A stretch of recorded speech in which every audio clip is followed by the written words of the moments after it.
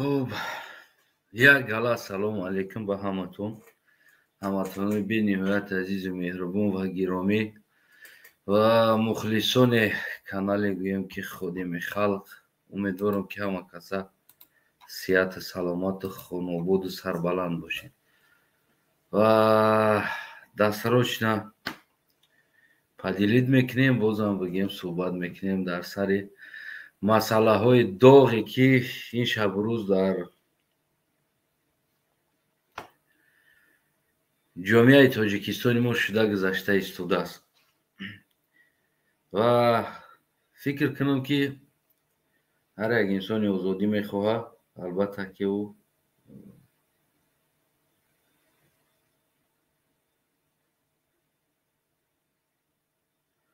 من ایره نویسم دوستای عزیزم.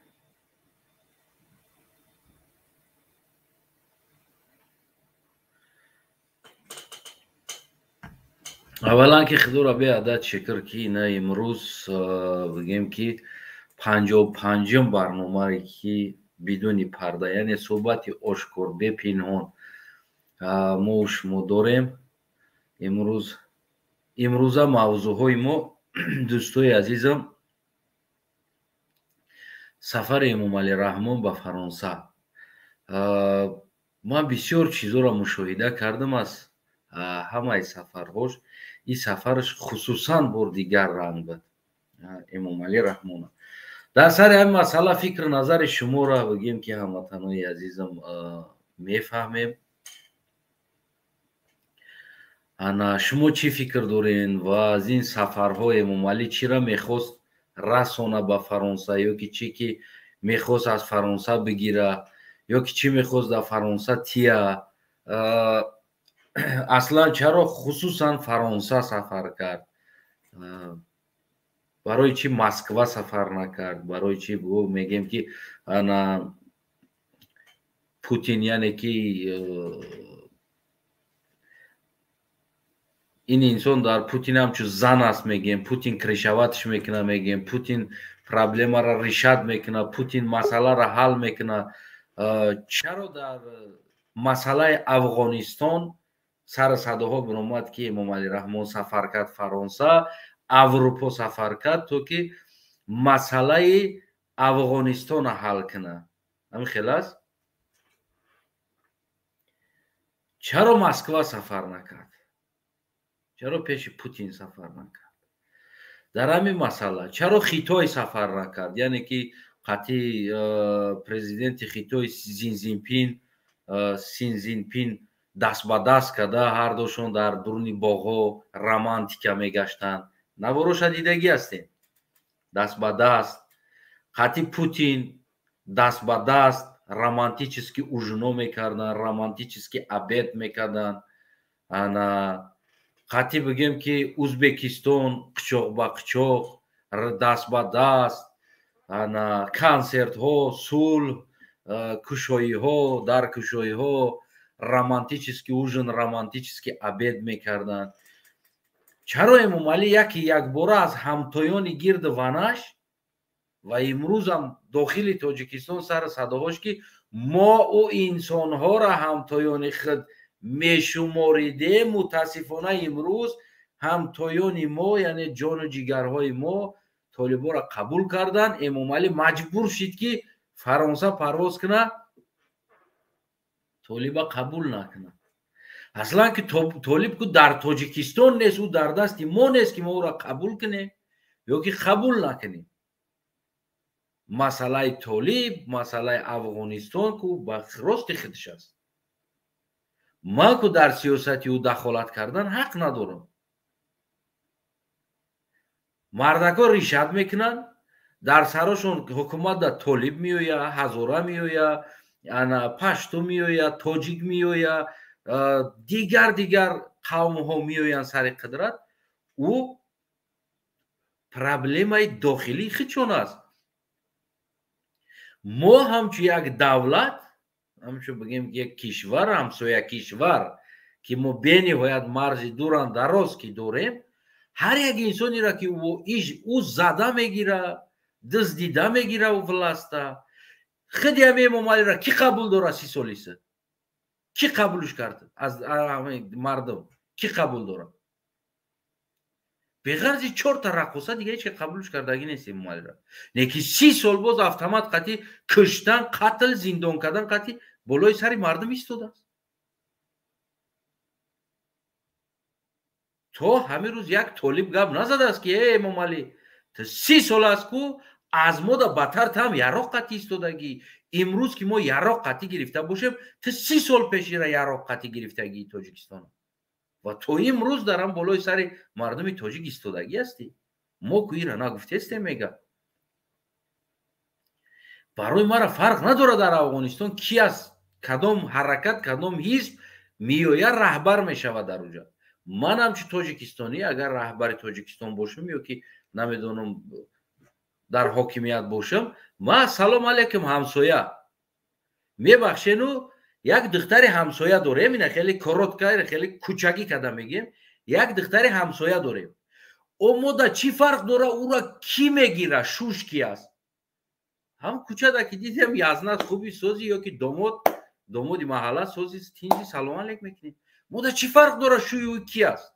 ازبک است، تاجیک است، قرغیز است، قزاق است، او نمیدونم پشتو است، هزاره است. چی فرق داره ملتی او یا قومی او نجاتی او؟ او هم همسایه ما را شوش است. خلاص ما یزنش میگیم سلام علیک میکنیم میریم.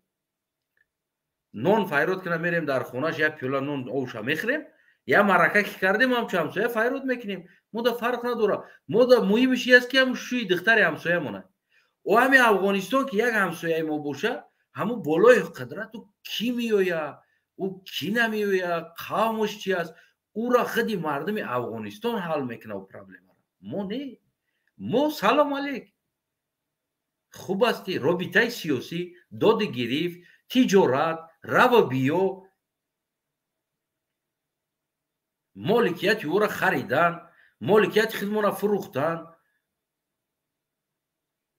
برای ما مهم است که همسایه ما باید در برش باشه. میگه خیش دور دا همسایه نزدیکت خوب است، گرچند که اگر کی باشه نباشه که در حالی که او همش مسلمانان ایش هم مسلمانان. ما که یگان مشکلی نداره. از طالب پیشتر 30 سال پیش یراق قطعی رحمانوف تاجیکستان گرفت، دنیا قبولش کرد. اگر که مثل همین طالب قبولش نمیکردن رحمانوف میگفتن که یراق قطعی آمدگی انتخابات چیزی نیست، باید انتخابات شود بعد مطلق قبول میکنیم. انتخابات فالشیوی است، تمام ما قبول نمیکنیم. ایشده چی کار میکرد رحمانوف؟ دوستای عزیزم خلاص ما آدم قبول میکنه فکر نظر شما را میفهمم و در آخر ما گفتنی ها دارم. منم معلومات دارم چرا رحمانوف سفر کرد، چرا ایمین فرانسیا سفر کرد، چی به دیگر دولت سفر نکرد، چی به خیتوی نرفت، چی به مسکو نرفت. در این باره فکر نظر شما را میفهمم. هموطنان عزیز سیلکش در پایان موندگی است. اگر خواهید از در کامنت هم پد کریپیتش میکنیم از سیلکش یک دقیقه ما اینجا بگیم که از من میدرم در اینجا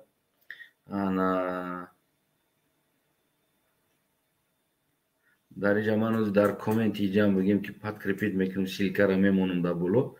شما هر وقت میتونید که دوستای عزیزم خب که باشه استفاده میکنیم. من در جای را یک دقیقه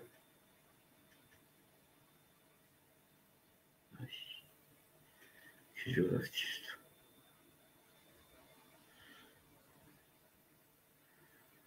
خب که باشه نه سیلکه را موندیم در بلو ذکر پیت کردیم در سابشنی بلو دا.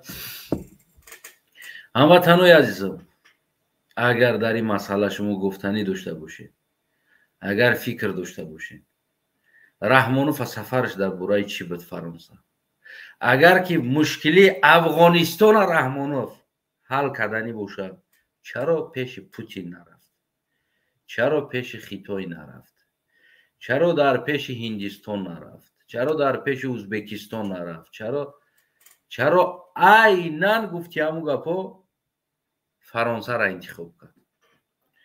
کدام گفتنی داره میتونه که سیلکه در پایان است. اگر گفتنی نداشته باشین سیلکه را میگیرم و خودم گپ میزنم، افیر را محکم میکنیم به فکر نظری شما. اینجا یک بگویم که برادر اومد از داخل وطن نوشته است. سلام علیکم. السلام علیکم و رحمت الله و برکاته. و علیکم سلام. شما میتونید کامراتون رو خاموش کنید، شما میتونید با همراه کامرات صحبت کنید. اوش اختیار در شما است برادر. برادر اهل اسلام، شما چخیر؟ نه هستین؟ ساز خوب؟ تشکر زیاد. امیدوارم که شما خوب و صحت سالمند. برادر عزیز، اگر گوش کرده باشی موضوع را عیناً سر همین مسئله ما کوتاه صحبت میکنیم. منم خسته هستم و بگیم که تیزتر جنبست میکنیم. من در آخر جا گفتنی هم دارم.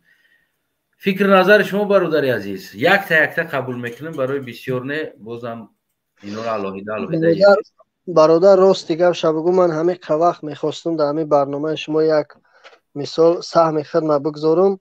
من راستی گپ از اول برنامه نگاه نکردم که چی همین در اومدم یکی همه خیلی پیوست شد برادر. یک کم ترک مثال خیلی میفهمونین که در باره چی برنامه. بسیار خوب. ببین برادر عزیز، امام علی رحمان به نزدیکی یک دو سه روز پیش سفر کرد، گویم که اروپا یعنی فرانسه، و در تمام گازت ژورنال تاجیکستان تلویزیون چاپ شد که امام علی رحمان اروپا سفر کرد.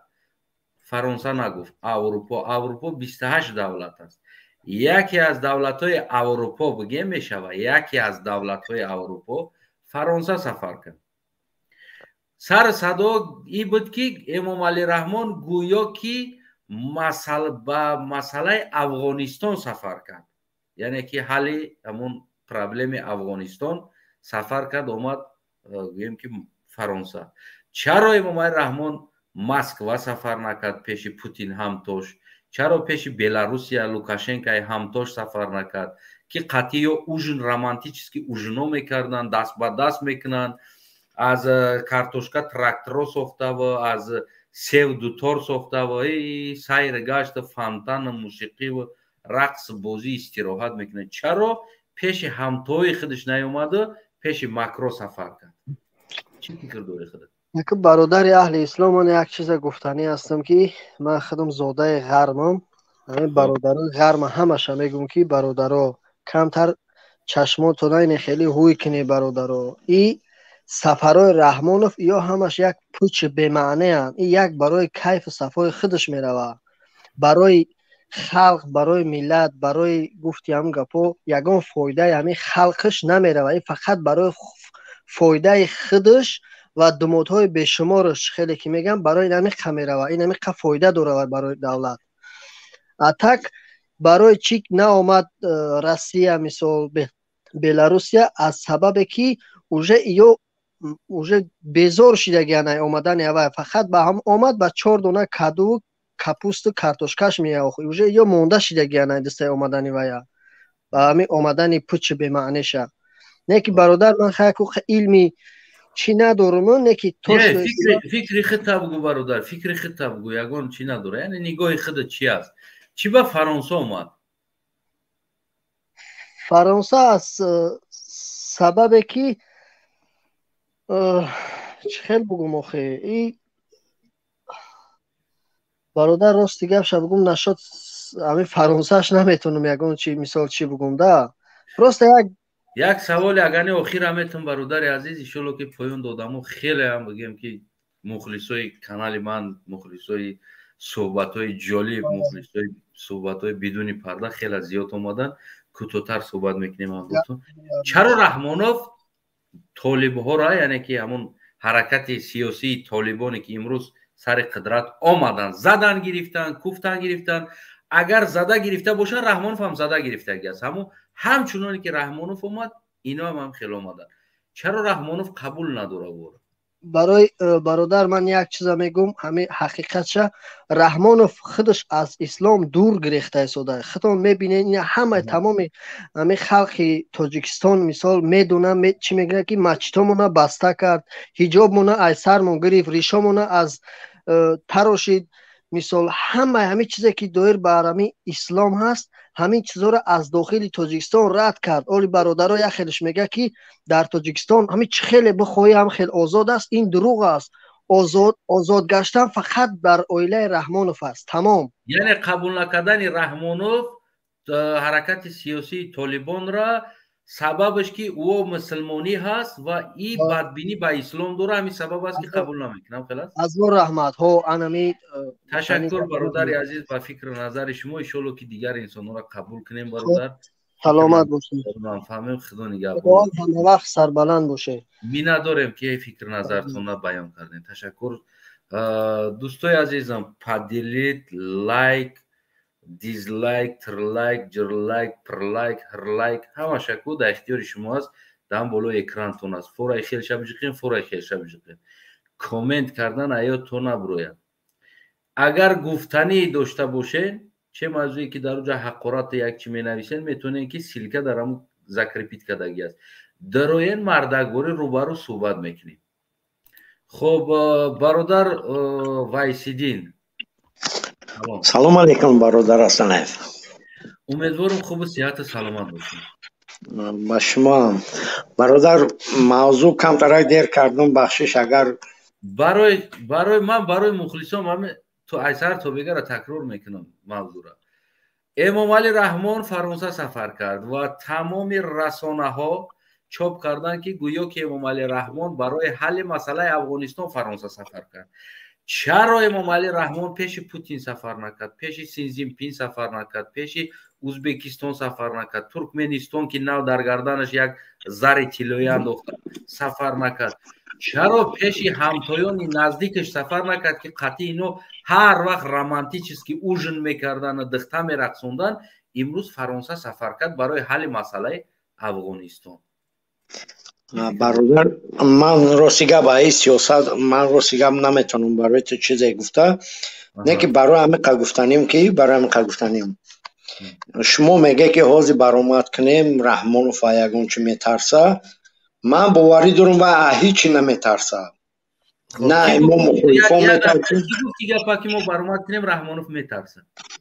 نه برآمد میکنیم میگیم که آیا ما مثال بسیارتر برآمد کنیم که آیا میترسه یا که مثال سخنان گویا مثال یا که برادر همه گفت که ما برای رحمان ترسوندن برآمد میکنیم. همه گفت کی گفت شما؟ نه به خاطر چه همه برآمدهای ما نباشن؟ همه برآمدهای ما به خاطر اون است که خودت دیگر هموطنم دیگر برادرم دیگر اکم دیگر دودر دیگر پدرها دیگر مادرها همه همینو کم مفکورش روشن‌تر شود. نه اینکه گفت که رحمانوف تولک زنه یا رقص کنه، ایورا مفکورشون بالاتر شود و در سلامتی زندگی ابرز حیات خودشونده و راه خودشونه اختیار کردن بتونن. نه اینکه یک انسان لباس زیبا پوشید گلاستوگ یک کرتکه را پوشید یا یک ماشین قیمت شیشت او دیگر هر کاری خواهد یا ترسیده خب کنن بیستن بالای سر یا بقگی کنن. یعنی که برای مفکوره مردم وسیع کردن است مقصدی برآمد. نه مقصد فهمیدم من برادر مردم مفکورش که وسیع شید مردم فهمیشش بالا کشید اینه خیلی توپای گوسفند صفتو بالای سر مردم در رهبری کردن نمیتونن. مقصد همی است برادر. همین هم میگون که آیا همی قدر گبزنی ما و شما آیا با کسی تاثیر میکنه یا که نه؟ انا برادر او سوال در خودت بته که تا از همین گپای ما یگان تاثیرت کرد به خودت یا که نه؟ برای من مثال یکمین بار نیست یا که دهمین بار نیست یا که مثال من مثال چندین سالایی که مثال دهمین نه که فکر میکنم برادر حسن بخشش من فکر میکنم این راه نیست که مثال ما گفتن و یک از فهمیدن من مثال دهمی راسته قرار دارم نه که همی قدری که در دوام همه قدر یک دقیقه 11 سال در مکتب برای چی میخونی؟ 11 сол барои ихтисос гирифтам. یعنی معلم نه پیشروی برای کی برای کی که گپ زدن قطعی یادت میاد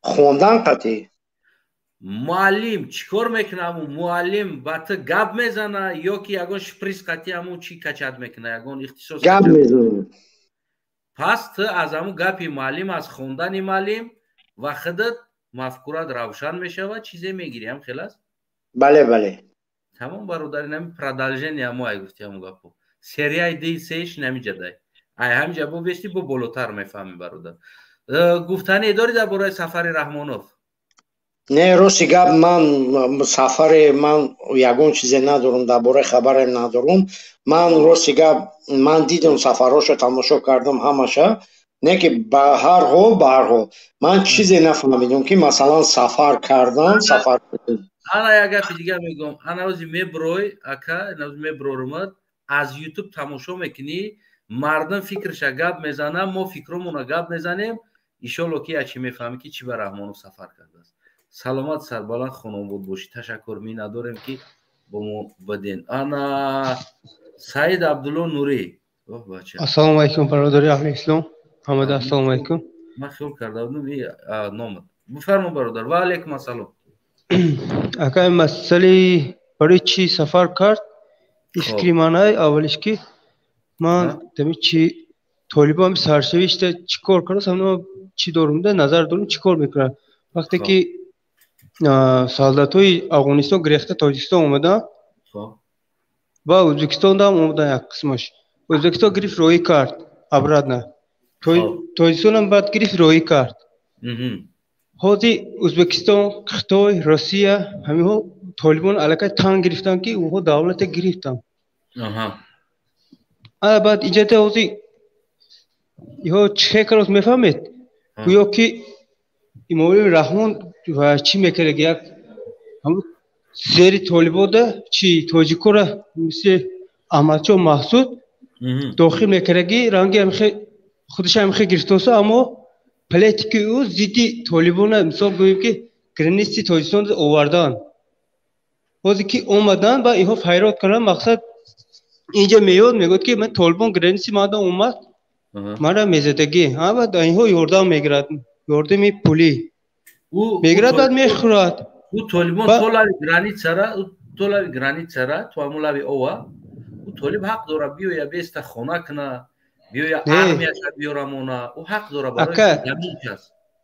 ту нафаҳмидӣ вақте Имомали Раҳмон гуфт ки Толибонро баъд там мегирем ки вақте ки тоҷикон байни ҳамон дарояд правительство дадани ҳукумат дарояд ӯ негуфтанд розӣ нашуданд типа там намегирем гуфтам хе Толибон гуфти чӣ дораде асла вайда фарқ надорад инҷа тоҷика мекушад намекушад чӣ фарқ надорад вайда мақсади ӯ пулгирии ҳамин Аврупо ҳамин қадарай фикри ман. дӯстое ки дар поён ҳастем якта қабул кардистам иншоалло умедворам хаста нашида интизор мешед навбаттон агар кадоме ки биромаден гашта дуромаден бо қафо мерен барои ҳам дуромаден тоқат кунен то навбаттон ҳамватанои азизам иншоалло навбат шумо мераса. хуб ташаккури зиёд бародар Саид Абдуллои барои фикру назарат. умедворам ки аз гӯям чиз моро пайгирӣ мекунӣ бародар. ана маълим салом алейкум. маълим микрофона кушо. салому алейкум ва раҳматуллоҳи ва баракатуҳ. ва алейкум ассалом. умедворам хубу сиҳату саломат бошед. алҳамдулиллоҳ ҳама 100%. аммо гуфтани ҳастем ки ави Раҳмонов ва Аврупо чаро дар пеши Раҳмонов на як кулча овардан на як асал овардан на як мақсад ягон маҳсулоти наовардан ки ӯ бихӯрад. ӯ мардак гушна буд. айҷа завтра каги набуд ё ягон чиз надоданд гуфтанд иҷа биё ягон чизи бамаза. бародари азиз гушна буд завтрак кард обед кард ужин кард ҳар коре кард ӯ проблемаи хусусии хичи аст. мо мақсади сафари Раҳмонов иҷа масъала ҳал карда истодем яъне фикр назаромона гуфта истодем ва чаро Россия сафар накард чаро гирда атрофиш сафар накард чаро Хитой нарафт дар ҳолате ки Хитой قطعش در درون پارک قطع سینزینپین دست با دست любовь романтический ужино بود. چرا پیش سینزینپین نرفت؟ چرا پیش ماکرون اومد؟ یعنی که یک فهمیده بگیرین که اوجا با فکرم کمک پولی رفت. او کمک پولی رفت و گفتنی هستم که مقصد موجود نشد مقصد یاردم کنین یا مقصد نشد یگان ارمیا یا یگان چی مقصد موجود برای خاطر رفته باشه. روسیه او فرمان دیانده همه ممالی همو روسیه یا خود خیلی پیش او میره. وقتی که اگر روسیه فرمان دیانده ممالی روسیه باشه چه خیلی او فرمان داد روسیه که پیش ماکرو برد؟ موجود تاک باشه ممکن هم خیلی باشه برای نه او اکل به این درجه را نه مقصد همی نشد اینا در طالبا یکم گفت که مقصد ما قبول ندارم این سوسو نه که وقتش در تاجیکستان کتاب داشت همین طالبا تو کتاب داشتن در تاجیکستان خودشان برآمدن مقصد گفتن که ما در تاجیکستان کتاب داریم ما مقصد طرف تاجیکستان یاردم پولی ایموستون میاره یا مقصد اینا به قریبی گفتن که دفتر دارم او دفتری همی مقصد همی اگه خیلی کم ترک سیسیتی میشه مقصد یک خطا میکنیم عزیز پایان آدم زیاد هستن کوتوتر دفتر او را میمونیم. سفر رحمانوف در فرانسه یعنی که با فرمان پوتین بود یا از پیش خودخیز رفت؟ چرا پیش پوتین نیامد پیش فرانسه اومد؟ چی میخواست از این چیز رحمانوف و چی آورد به فرانسه یا که چی برد از فرانسه؟ فرانسه هم قبول که همون آمد شرمنده شد فهمید که مقصد چند قرض خود کرد با دوجه بعض مبازی تشکیل کرد اما یک مقصد خندیگمو شد آمد دوجه تشکیل کرد مقصد با بعض مبازی همین کارهای رست خودی بیوده نمیدانم اوجه ممکن چرا همین را رسانوی نکردن که همینجا چی مسئله حل شد برای چی مسئله همین آمد برای که همین یک سال هم خیلی یا دگوار شونه هم خیلی که مقصد باید یگان کار یا یگان یاردم پولی آمدی پد یا مقصد یا در این بین گپ همون نواری را دیدی که در بین در پیش افلیوی باشن یعنی بالا و طرفتر او طرف بالا دا رقص بازی داشتن بگیم توتوک زدن کرنای زدن دایره زدن همین رقص کردن همین را تماشا کردی خودت؟ نه همین برنامه شنیدم تا جای دیدم که همجا دارن در آمدن همون 4 سرنه گرفتن هم خیلی پیشواش گرفتن همون داجه هم مکرون چون همون اومدنش نبود. تشکر برادر که فکر نظر باز دیگران رو هم بگیریم. سلام علیکم. زبانات حتما دوستای عزیزم پادیلیت لایک دیزلایک ترلایک جرلایک پرلایک هم چیزی که داره کو جخیدنش فراموش نکنین. کامنتاریا کدومی که فکر نظرش ایجا داخل شدن هم میتونم مینویسه فکر نظر سالم کدومی بخاین تاری گروزنیه نخیلی گاب میزدگی نخیلی بحث میکنین اقرات مینویسین لوچی بدروین در اینجا نخیلی گلاز نگلاز صحبت کنیم اگر تاری گرینی باشه. خب برادر ایلیاس سلام علیکم. ایلیاس اگه سنه بچه گپ زنن من وقفتم میبرم به چهره میبرم گپ میزنم. بفرما. خب باشه خیلی باشه. انا منصور مهاجر سلام علیکم. تشکر امیدوارم که شما خوب صحت سلامت باشین. بود برای همون لایک گفتی ما مهاجر فقط همین کوزلایک میمونیم باشه جوای کوزلایک مونیم. آها بسیار خوب. سلام علیکم. یک دقیقه انا اولی با فکرم که خود دو تاریش نه دیگر دو تاریش ببینی خود همو لاپوتر قطعی چقدر کردن با فکرم خود دم تاری کوزلایک شدگی ای چقدر کردن تو قطعی که اقبال بیشتر دگین کوزلاکه با من میگو با فکر ما چقدر کندن بیتون کشی را خود دوجه میون خیلی قط شدگی است.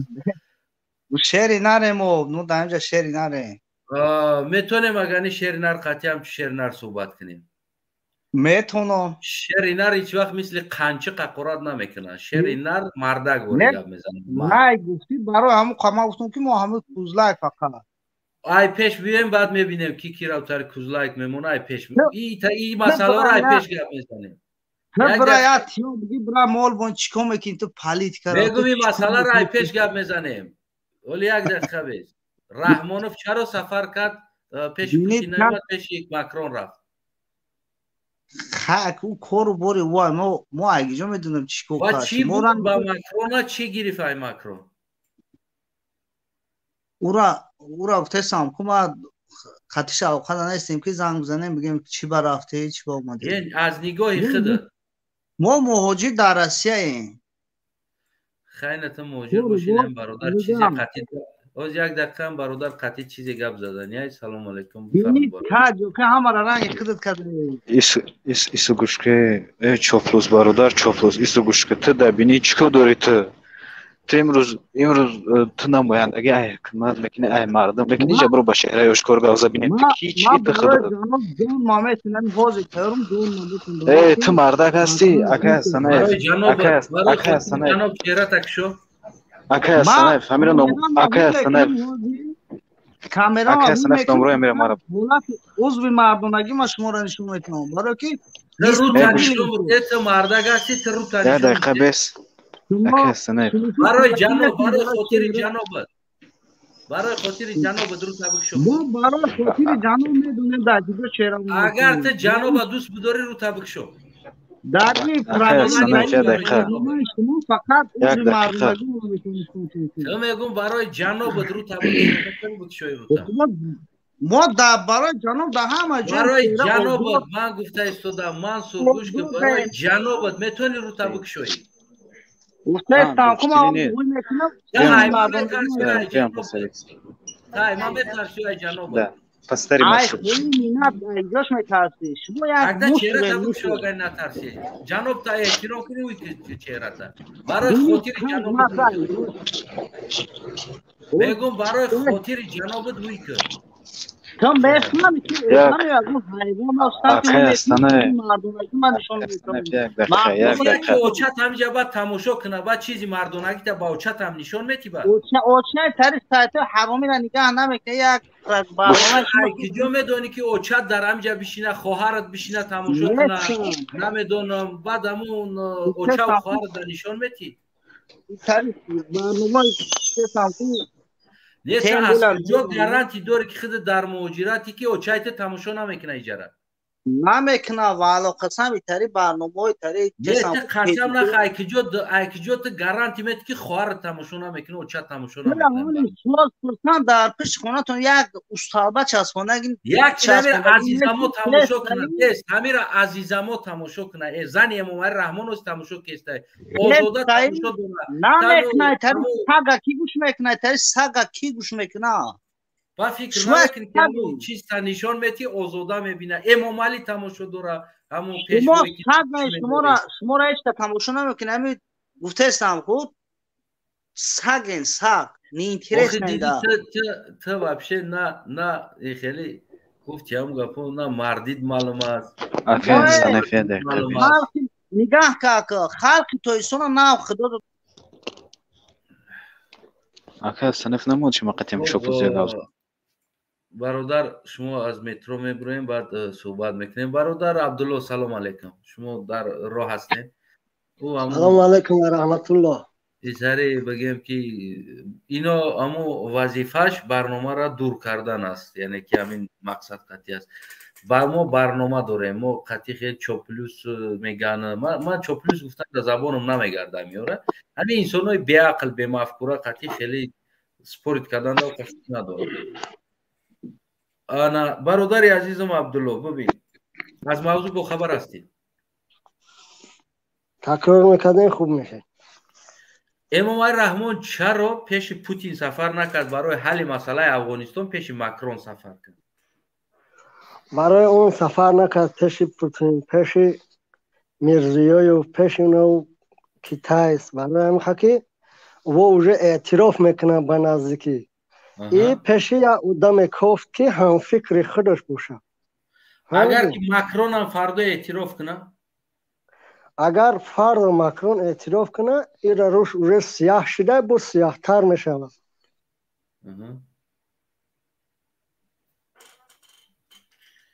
بهترین. چرا امام علی رحمان خصوصا برای حل مسئله افغانستان بگیم که سفر میکنه، این دولت یا اون دولت؟ چرا میرزیویف نمیره؟ چی با بگیم که ترکمنستان یعنی گوربانگولو نمیره و میرزیویف نمیره و آذربایجان نمیره و نمیدونم که اردوغان نمیره و مثال گیریم رجب طیب اردوغان. چی با اینا سفر نمیکنن برای حل مسئله افغانستان؟ یا که ایران او طرفش است، او هم تاجیک است، او هم فارس زبان است. چرا او برای حل مسئله افغانستان نبگیم که سفر نمیکنن؟ یک انسانی که یک حیات گدایی میکنه ای دولت با او دولت ای سفر کرده ایستاده سوجه. چی فکر داری؟ برای اون که برای اون سفر نمیکنن همو آدمو، پیش همو آدمو برای اون که سفر نمیکنه که همو آدمو اسلام نقض میبینن، اعتراف میکنن دولت اسلامی شده است در افغانستان. در افغانستان یک حکومت جدید شده است. امام علی رحمان پیش یک شخصیت رفت که اسلام خیلی دوره و خودش هم به نهایت خیلی دور میخواه بشوه. وخینا مثال خیتای اویغورو را مسلمانو را قدر سرکوب داره، قتل داره، زندان داره. مثال یک اسلام بدبینی دیگه مثال اونا سین پین چی با پیش اون برد؟ تا هم بد میبینی من بد میبینم. چی با نرفت؟ شاید ای طالبا یگان امید داره، یگان استفاده میبره سین پین با طالبا هم فکری میکنه، همکاری میکنه، یگان فایده برای خودش میگیره. بهترین. تشکر برادر عزیز، فکر نظر دیگر رو میفهمیم. و آخرون سوالی است، یک چیز دیگر را همینجا قطعشون صحبت کنیم. ما رحمان یک گروه رقاصه قطعش برده بود در فرانسه در پلوشت بگیم که رقص بازی کرده بودن، تماشا کردین امورا؟ من در درو یک تالار دیدم و دیگه شو ندیدم. در میدانش ندیدی؟ تالار دیدم. نه در دوره تالار دیدم یا بچه کارتون سفید قطعی خونده شده بود. دیگه شو ندیدم. تشکر، سلامت باشی برادر عزیز. خدا نگهبانت. سلامت باشی، رحمت برات قبول کن. تشکر. از یوتیوب میتونین مرا پیگیری کنین. انا برادر الهام شما چیز پروگرامتون وایرونتر است در اینجا هستین، من شما را قبول کردن نمیتونم، یعنی همین استریم اجازت نداده است شما را قبول کردن. شما میتونین اصلاح کنین از گوگل تون، بعد از اون که تو که ما شما را قبول کرده تونم. انا اینجا هست سمیر. السلام علیکم سمیر، شما میکروفون هم میکشید صحبت میکنید سمیر. خب سمیر کی نیستن؟ مهاجر سلام علیکم. سلام علیکم برادر استنایف. و علیکم سلام. امیدوارم که خوب و صحت سلامت هستین. هموطنای عزیزم، برنامه را پدیلیت کردن در همه جا یادتون نبروید. مسئله مهم است. امروز روز جنبرای رحمانوف نزدیک آمده ایستاده است. روز شکست امپریای رحمانوف نزدیک آمده ایستاده است که امروز رحمانوف در لبای حالت، در بالای لبای چی شیشتنده تیار ایازید. بازی لبای چی را چیک رحمانوف میشینه تا که اونمو کرسلوش از پسد کنه. امروز او روز نیست، تمام کنیس رحمانوف آمده ایستاده است. تا که فکر نظرهای شما را فهمیم در اینجا داخل شین، انشالله که صحبت میکنیم. برادر مهاجر از موضوع با خبر هستیم؟ لا با خبر هستم برادر. ما گفتنی هستم که این کالادامی پدر لعنت، این اوقی پدر رفت کدوی برادر نمیشد. من با سخنی اونها با سخنی خودشون من گفته دستم. این هم نمیفهمد مغزی را برادر است نیست. خب ببین برادر، از همین گفتن همین کلادم نمیدونم دختراش 12 تای شدوره این یگان تالک نیست، این خدارم کردن است پروستا یا که حقارت کردن. ما ریال نرگب میزنیم. امام علی رحمان پوست امام علی رحمان یعنی کدام حالت است، سفرش چی بود، ما تحلیل میکنیم، فکر نظرمون میگیم. برای ما این خوبتر است که مردم عزیزی ما از این که درآمده ای چی گفته با همه هفت شو پدن نلت کلاغاوس با برآمده ایودا مردم باید بشینن گوش کنن، یک گپ گوش کنن، نه اینکه تحقیر خدارام کردن، گپ گوش کنن و چیزی و بگیرن بخشونه. جامعه ما دا این بهترین چیز است هموطن عزیزم، اونه که شما تحقیر میکنین مردم بگیم که تحقیر میشنون میبروین میرون. برای همون فکر نظر سالم بگین. مثال امام علی رحمان سفرش در فرانسه چیکار کرد؟ چرا روسیه نرفت؟ چرا پیش سی جین پین نرفت که قطعی و رمانتیکا میگذروندن، در پارک ها سلفی ها میکردن، فانتانو اوژنوی رمانتیکی، چی به پیش اینو نرفت؟ پیش ماکرون. در حالتی که ما میگیم که روسیه مثال کنترل تاجیکستان هم میکنه، چرا امام علی значит اینجا معلوم میشه پس با فرمان پوتین اومد پیش بگیم که فرانسه، یعنی اینجا چی شده است؟ همین پیچ تو با میخوایم که شویم همین پیچ ها را فکر نظر پوتین گفت که برا با فرانسیا داوجا کومی سوم جمع شدگی برای این گادو برای گادوگی رفت سوم گرفت و گشت من رفت تا تاجیکستان. این برای گادوگی غیر از گادوگی این نه این بوی نیست که برای پول تیا، این رفت برای که پول گیره. این گادو من این برای چی این داشتنم میکنم، برای چی قبه گاب میزنم اخی این اولودکی گادو آنینو با این با چوپلوسکوش میبروی همی آیزبون هم تگ سر میکنن لیسیدن تو سرش اخی برادر من با اینو با دغلانه گابزنی توغری میگیره با لفظ اینو همی خیلی گپی روز نمیشه و یوکت تموم. این ما پروژینوی کالی من میخیزه که وقتی که اینو همی گاب میزنه یکتش میبروی گاب میزنه من سراز در اومدم هم یکت در اومد کوزی برای فرانسه چی رفت؟ برای که مخانسو بسیار خودت میدونید اونجا رفته منتالیتیت اونجا فهمیدنی اونجا برای چی خبرگیری رفت، اونجا برای خبر جمع کردن موندن چه خیلی با حکومت کدام طرف بردن. مسئله دیگر است برادر، مسئله دیگر سوال دیگری است که یعنی که افغانستان هم با ازبکستان هم مرز است، هم با تاجیکستان هم مرز است، هم با ایران هم مرز است. چرا ازبکستان ایران سفر نمیکنه یک کشور دیگر برای حل مسئله افغانستان و امام علی رحمان سفر میکنه به این مسئله؟ این چی حق داره برای مسئله افغانستان سفر کنه پیش مکرو؟ به فکر من основной افغانستان بر در از تاجیکستان در اومده بعد روسیه میبیاد بعد دیگه دولت ها میرد بر فهمیدین توار کروچی سفید میروی میکنن کروچی همون بورا گفت که براد دا همون فرانسیا چی کن پیشنهاد کن کو میخرن یا نمیخرن. این پوتین فرستوند وایش خوجایی فرستوند. تشکر انشالله که امیدوارم از یوتیوب ما را پیگیری میکنید و پدیلید لایک فراموش نکنین هموطنای عزیز. انشالله برادر گویم که مسلم همه وقت چون هر وقت در همه برنامه ها بگیم فاول اونا شرکت میکرده اگه برادر مسلم از موضوع بخبر هستی. بله برادر السلام علیکم، امیدوارم من رفتین دوستان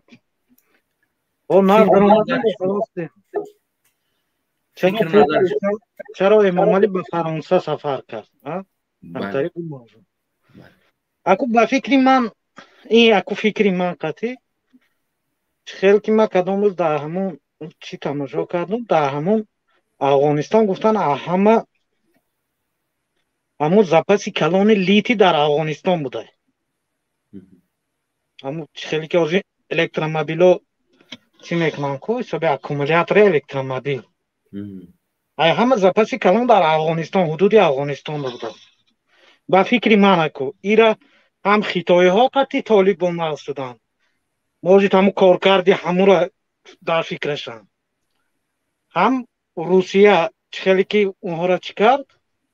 қатишон тамом чӣ кард? Может ай ҳамин сабаб қати ва ё чӣ накардест. як чиз аст бубин Русияда амулит аст, чи аст дар кор аст, Хитойда дар кор аст, Покистонда ӯ дар кор аст, истиҳсол мекунанд, Аврупода дар кор аст. Аниқ дар Тоҷикистон дар кор нест, барои ки Тоҷикистон ира истиҳсол намекунад. Проблема сар ин аст ки чаро Раҳмонов барои ҳалли масъалаи Толибо сафар мекунад Фаронса. Аку чӣ гум ӯ Раҳмонов як ҳамун чӣ меган ку пеши гапда чӣ меган ҳамун як лухтак меган ку лухтака куҷо рост кунӣ ҳамун тараф рафтан мегирад. ба фикри ман ҳам чӣ дора ино. Шумо дар ҳам майдон рақси тутук задан тамошо карден амура дар пеши Эйфелеви башни? Ба номи Худо бародар мана намефорад ҳамун чӣ рақсу бозӣ ҳамура диде. Ман ҳамира дидам, як анекдот дар ёдам зад.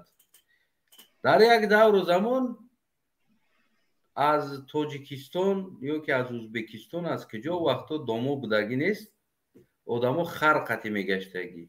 Бале. Баъд самолёт Россиям парвоз мекардааст, як рейс доштааст кадом вақто. Аэропортҳо маҳкам набудааст, гирди атрофи аэропорт ҳамқи кушодагӣ ҳуй будааст, ҳамин одамо мераванд, сувор мешаванд, парвоз мекунанд. Аз як дурдаст қишлоқ як бобои ҳамун хар қатӣ меояд, мехоҳад Москва парвоз кунад. ӯ меояд ҳамун рост сояи самолёт дамеяд, дар почаи самолёт харша мебандад, худаш сувор мешавад дар самолёт. фаромӯш мекунад ки хар дар почаи самолёт бастагӣ аст. Самолёт парвоз мекунад, қитқи хар мекашаш то Москва ра ҳучш мекунад, мебарад, хар дар уҷа мебарад, даҳнаш гиз мешавад, хеле ҳуй мемонад. Меравад дар поён механбад ки мусфед механбад ки хар дар поён даҳнаш ҳуй ховайда як шаташ мезана хар ҳамага бихе мега Москва ра диди ай ханда расид шидай хар. Айнан ёзи ҳамун кора карданда и харо Фаронса ра дидан дига намедонад ки чӣ кор кунанд. Тутуку и рақс бозиро мебини. Ҳамун анекдоти ҳамун да ёдам зад ки гуфтим ино ҳамун хари мусфеди ки чиқадр дар почаи самолёт бастанд, ино ҳам дар почаи самолёти Эмомалӣ омадан дар уҷа ай ханда расид шидан Фаронсаро дида. Охир ман мегӯям ҳамун ози ҳамин як мегӯм ку ахмақ доно шояд мардум овора мешаванд мегӯм ай пушти инам ягон ҳамун на президенти ҳамун як гурӯҳ президентҳо гирифтан овардан гуфтан ту лухта калони тамом. чӣ Раҳмонов ҷонканӣ дорад дар ҳамин масъалаи Афғонистон? Мисоли проблемаи Афғонистон аст. Шахсан агар президент бошам, барои мара фарқ надорад. Уҷа Толиб меояд, Ҳазора меояд, тоҷик меояд, пашту меояд, намедонам индус меояд, фарқ надорад ки меояд сари қудрати уҷада. Барои ман мисол гирем ҳамсоягарим аст. Мегӯм ку гуфтам ки як духтари ҳамсоя ҳаст. Барои мара фарқ надорад ӯ рус дашу мекунад, немис дашу мекунад, тоҷик дашу мекунад. Ки дашу кунад накунад, шӯи ӯ язнаи мо мешавад. Язнаи маҳалла аст, кӯча, ҳамсоя. мисол як домод мегӯи язна мегӯи, қатиш салом алейк мекунӣ. Афғонистон ҳам ҳамчунон аст. Мисол ҳамин як ҳукумат аст, болои ҳукумат ав ки меояд намеояд, проблемаи худи мардуми Афғонистон аст. мо салом алейк робита доду гирифт. маъқулшон нест Толибо бигиранд афғоно худшон ҳаллиш кунанд. ма чӣ даводав кунам? чӣ зур омадааст дама? Аку як ҳамун системи худша бояд як очко гирифтанаш дар кора ин марда. И дига гуфти худат ҳамин ҳози лубой чизо чӣ кунӣ рост меистад, мера мешинад. Уҷа ҳамун столо шикастест дар почакош. Столоша сваркаи кадагишон кӯҳна шудааст. Афтаген кофтест. Ино дига ҳамин куҷо худшона заданашон намедонанд. Франсия медаванд, Брюссел меранд, ипара меранд. Дига як чӣ кофтанашон дар кор, як нара кофтанашон дар кора дига. ташаккур бародари азиз барои фикртон. иншоалло то ки дигароро ҳам фаҳмем фикрназарша. худо нигаҳбонтон бародари азиз. бигӯем дӯстои азиз падилид лайк класс ҳаёттон набурояд ва кадомед ки дохил шиден سراسیمه شده نبرویم بیستین که باز داخل شدیم با قفا میرین شما برای هم نوبت تو نزدیک میشه و میبرویم با از قفا داخل میشیم باش درد میکنیم بگیم که برادر مولوی فراری السلام علیکم. سلام علیکم. او حضرت کشو کامیرا را کشو خا گوشود نمیتوه نمیگنجه در کامیرا میکم رو هم قدمه تو کشو بسیار بچه خوبه دوستی عزیزه برای من بسیار یک دوستی بگیم که بسیار بچه خوبه ایشالله داخل میشه با مولوی فراری. انا نوم چی بود؟ سامسان جون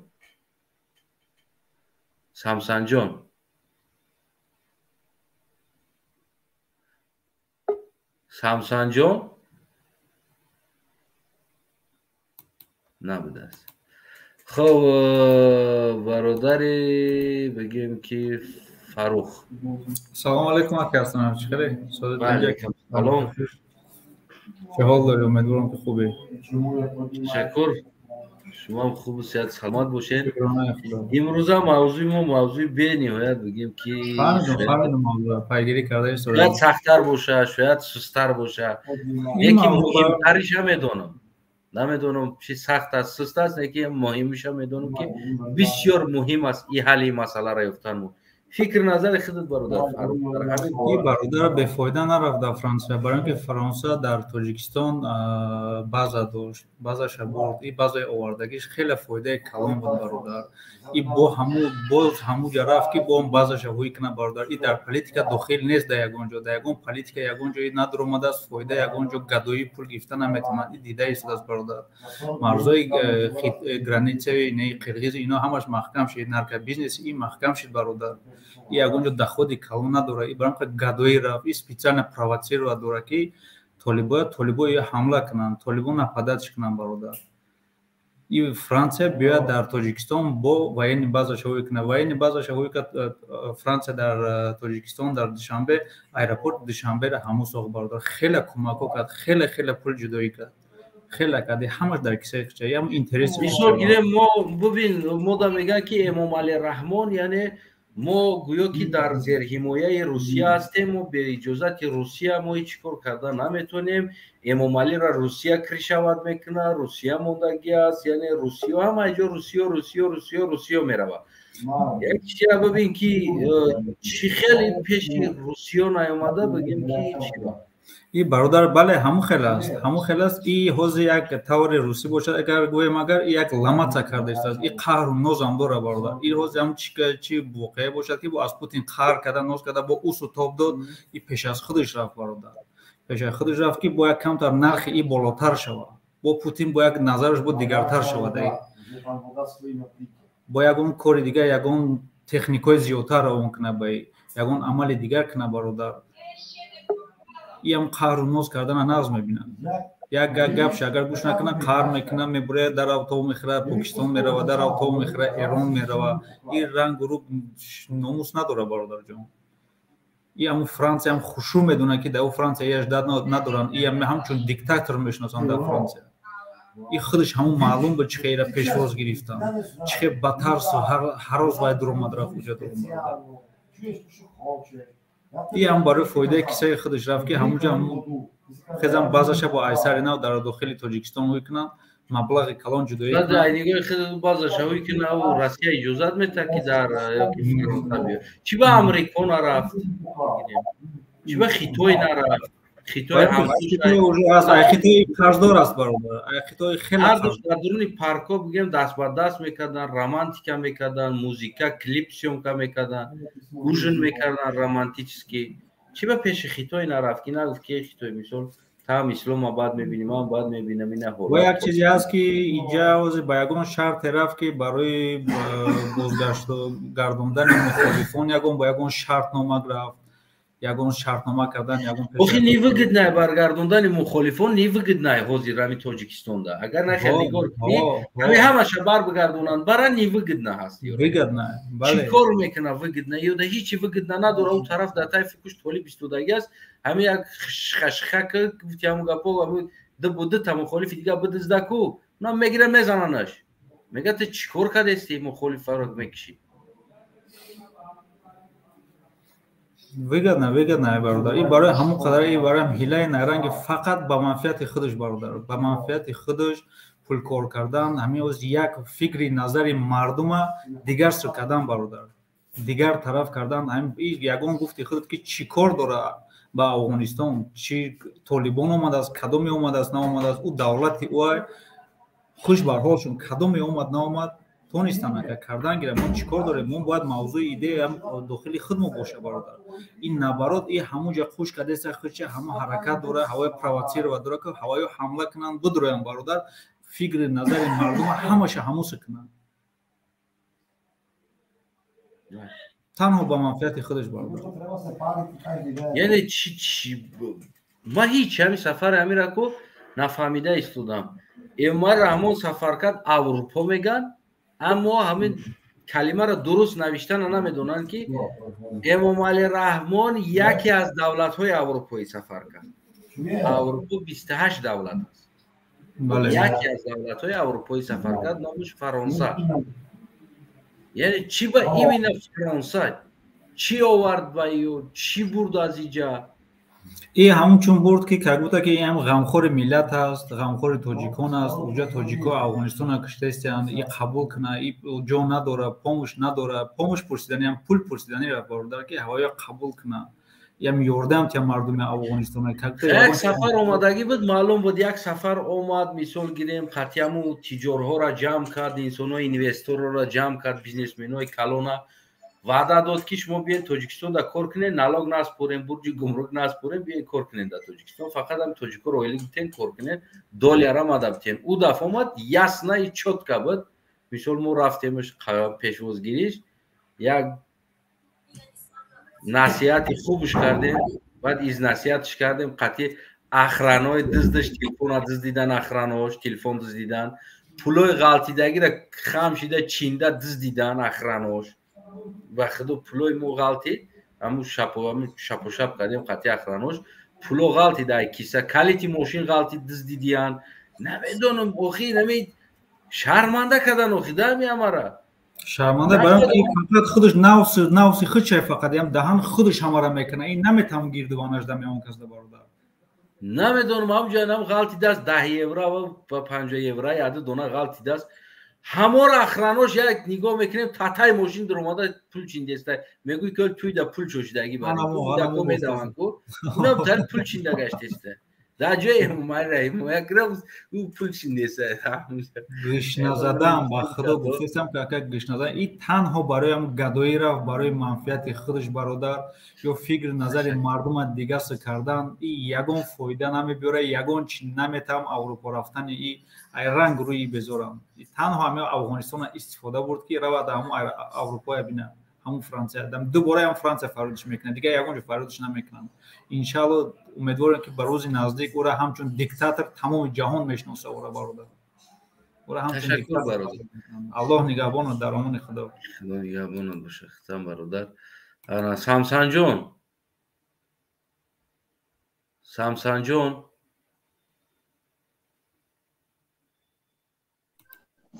Хоб, смотрящий. Салом алейкум. Смотрящий. Салом алейкум ва раҳматуллоҳ. Умедворам саломат бошӣ. Шукр месам содиқ битинҷака. Хоб, бародари азиз, барномаро тамошо доштӣ аз аввал? Ака тамошо доштем. фикру назари худи шумо дар ҳамин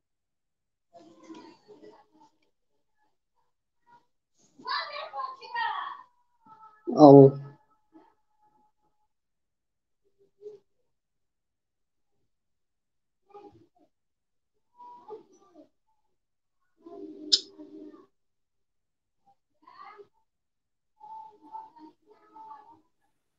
کی در اومده هستم کامپیوتری ما در طرف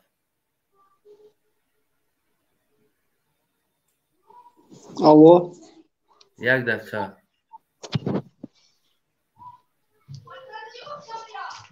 تری نکنین دوست پیامت همه گینا میپرتم در وقتی برنامه بوزی نکنین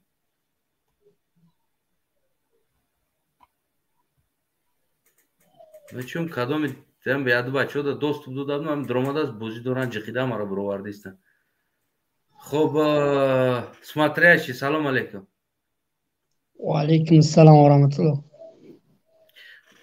از موضوع با خبر هستی واکا خب فکر نظر خودت برادر چی با امروز غم افغانستان امام علی خورده ایستاده است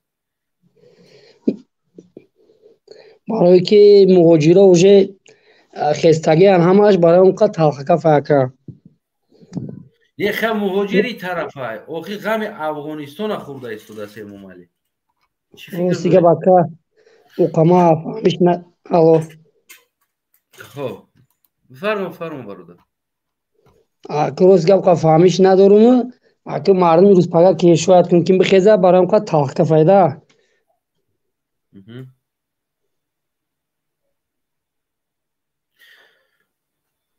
تمام چی با امام علی پیش پوتین نرفت پیش سی جین پین نرفت چی با فرانسه رفت وای فرانسه گدایی رفته گه اوخی برام که روسیه که دیگه چیزش نمیکنه برام خودی رفته گه که طالبان رفته گه جو میره امی اروپا کورس گه طالبان گه که رفتنش مقصدی من که تشکر برادر عزیز برای فکر نظرت گپ نیست که رحمان استفا باید بولگه گفتنی ما که رحمت که هستنه سلامت باشی خب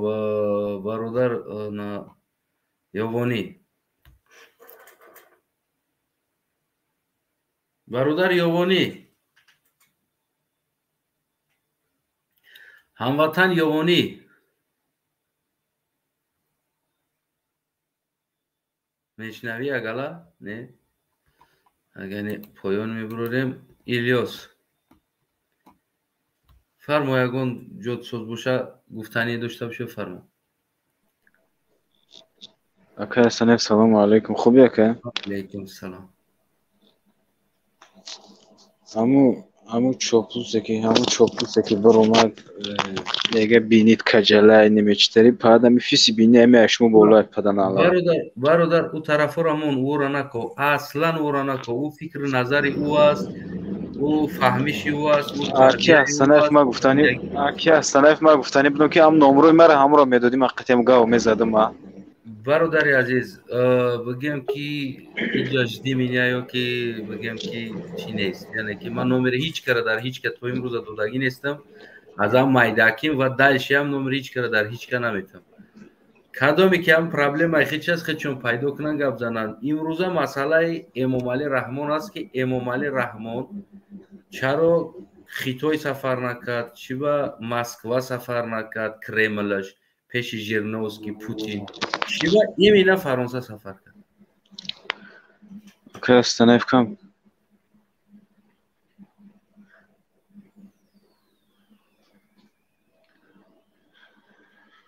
ای بله اکه استنف کم تر سیویزمو با فیلم کی سستای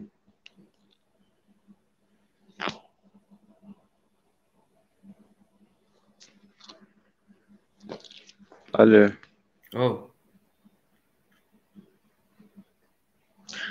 با فیلم کی سیویزمو سستای کم تر اکه استنف بخشش زیاد صدا میره اکه بله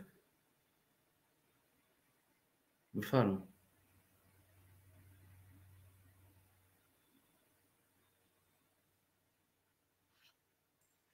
این برادر خب چورتاک سلام علیکم امیدوارم خوب صحت سلامت باشی تشکر زیاد شما هم خیلی اکا جان ما هم اوید این موضوع شما گفتنیم که این پدنالات کلاغاوس نه در فکر افغانستان نه در تاجیکستان این در فکر جون اخچای این روزش نزدیک اومده است این جانکنی کرده است که خچا نجات بتیا او فرانسه هم فکر شای هم عقیده شای هیچ خیلی که اسلام بعد میبینه او انی هم خیلی بعد میبینه یعنی که عقیده همه رحمان افته یک گای این برای همون مسیحیت کنی رفته است. من یا بلوک نجات بودی وقتی مرا سر کردن بگریزم بیوم همین فرانسه مرا قبول که این برای مقصد یکم مخالفه ببین برادر ما یکم بر ندیدیم که در امام علی رحمان در بگویم که قطعی مکرون در داخل دوشنبه دست به دست کرده باشه رومانتیک اوژن کرده باشن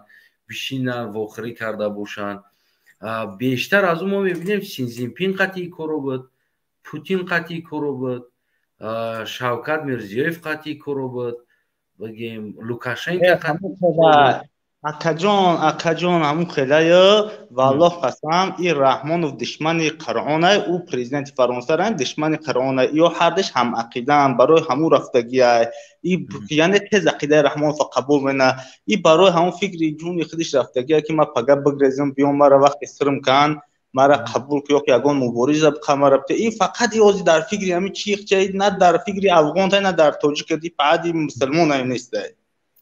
یک چیز دیگر که چی با امروز غم افغانستان امام علی خورده ایستاده است.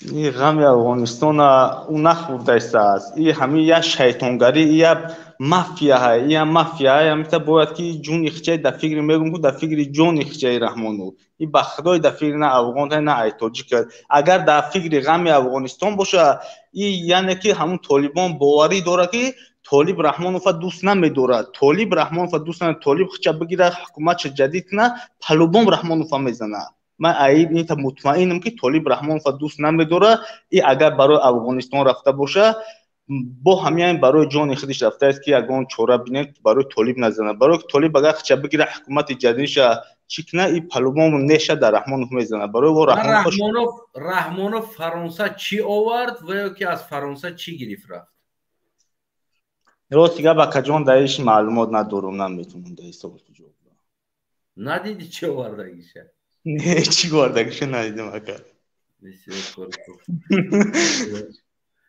شلوگان خیر برادر تشکر زیاد اکا هستن جرتک با شما شیرین با پیش جرتک با همه مخالفا تمام خدا نگهبانت باشه سلامت سلام باشه.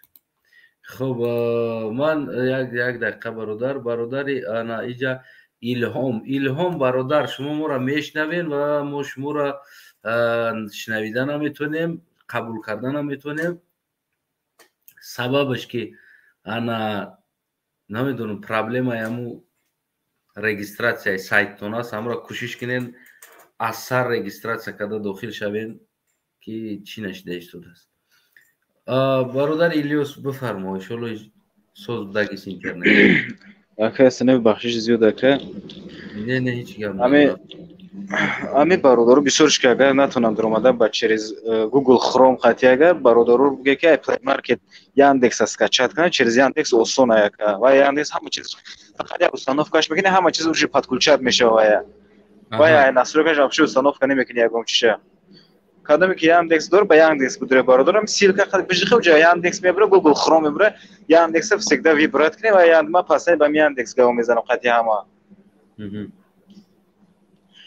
بعد چی گفتنیم در برای موضوع که من سه تا واریانت دارم ده رحمانوف برای چی رفتگیه خب من فکر میکنم که یکمش برای مبلغ رفتگیه دیمش برای مخالفین برگرداندن رفتگیه فرانسه و سیمش برای بیژنسوی افغانستان در تاجیکستان رفتگیه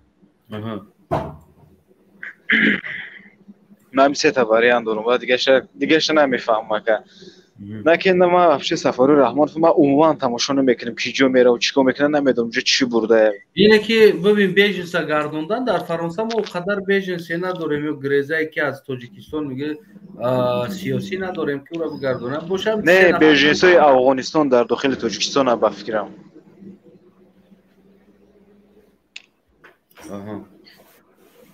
بعد همین جهول ما نیم ساعت پیش ما اخباری چیز تماشا کردم رادیو آزادی در وبسایت رادیو آزادی در همونجا نوشتگی وجه галочкаш چیزش اومد ما در سابشنش که همونجا با زبان تاجیکی برومدگی هم با زبان روسی برومدگی که жители Таджикистана покидают страну по политическим причинам. ما میبینیم که مردم بسیاری مردم уже ویزا توغری کردن طرف چیز امریکا که اگر خونده باشه نکن مردم بسیاری уже اویلوی گرفته رفتن. دیگه رحمانوف چی آورد با فرانسه؟ نه که میگم که راستی وقتی تماشاش نمیکنم ما روزش بزرم خوبه. تشکر اگر برادری عزیز شلو امیدوارم که مایل که سنای باور کم چوپلوز برومد به حد عصب کشیده بودم ده برای امو عصبی نشه یکی خیبخ عصبی نشه او مایل که سنای دپنه خودو باشه که خدا نگهبان برادری عزیز.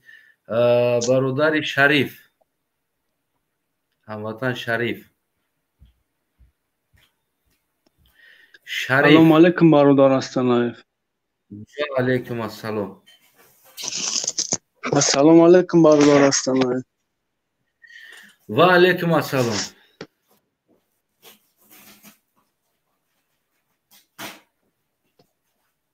میشنوی ما را؟ میشنوم. آواز ما هست نه؟ بله بله آواز دست بفرما.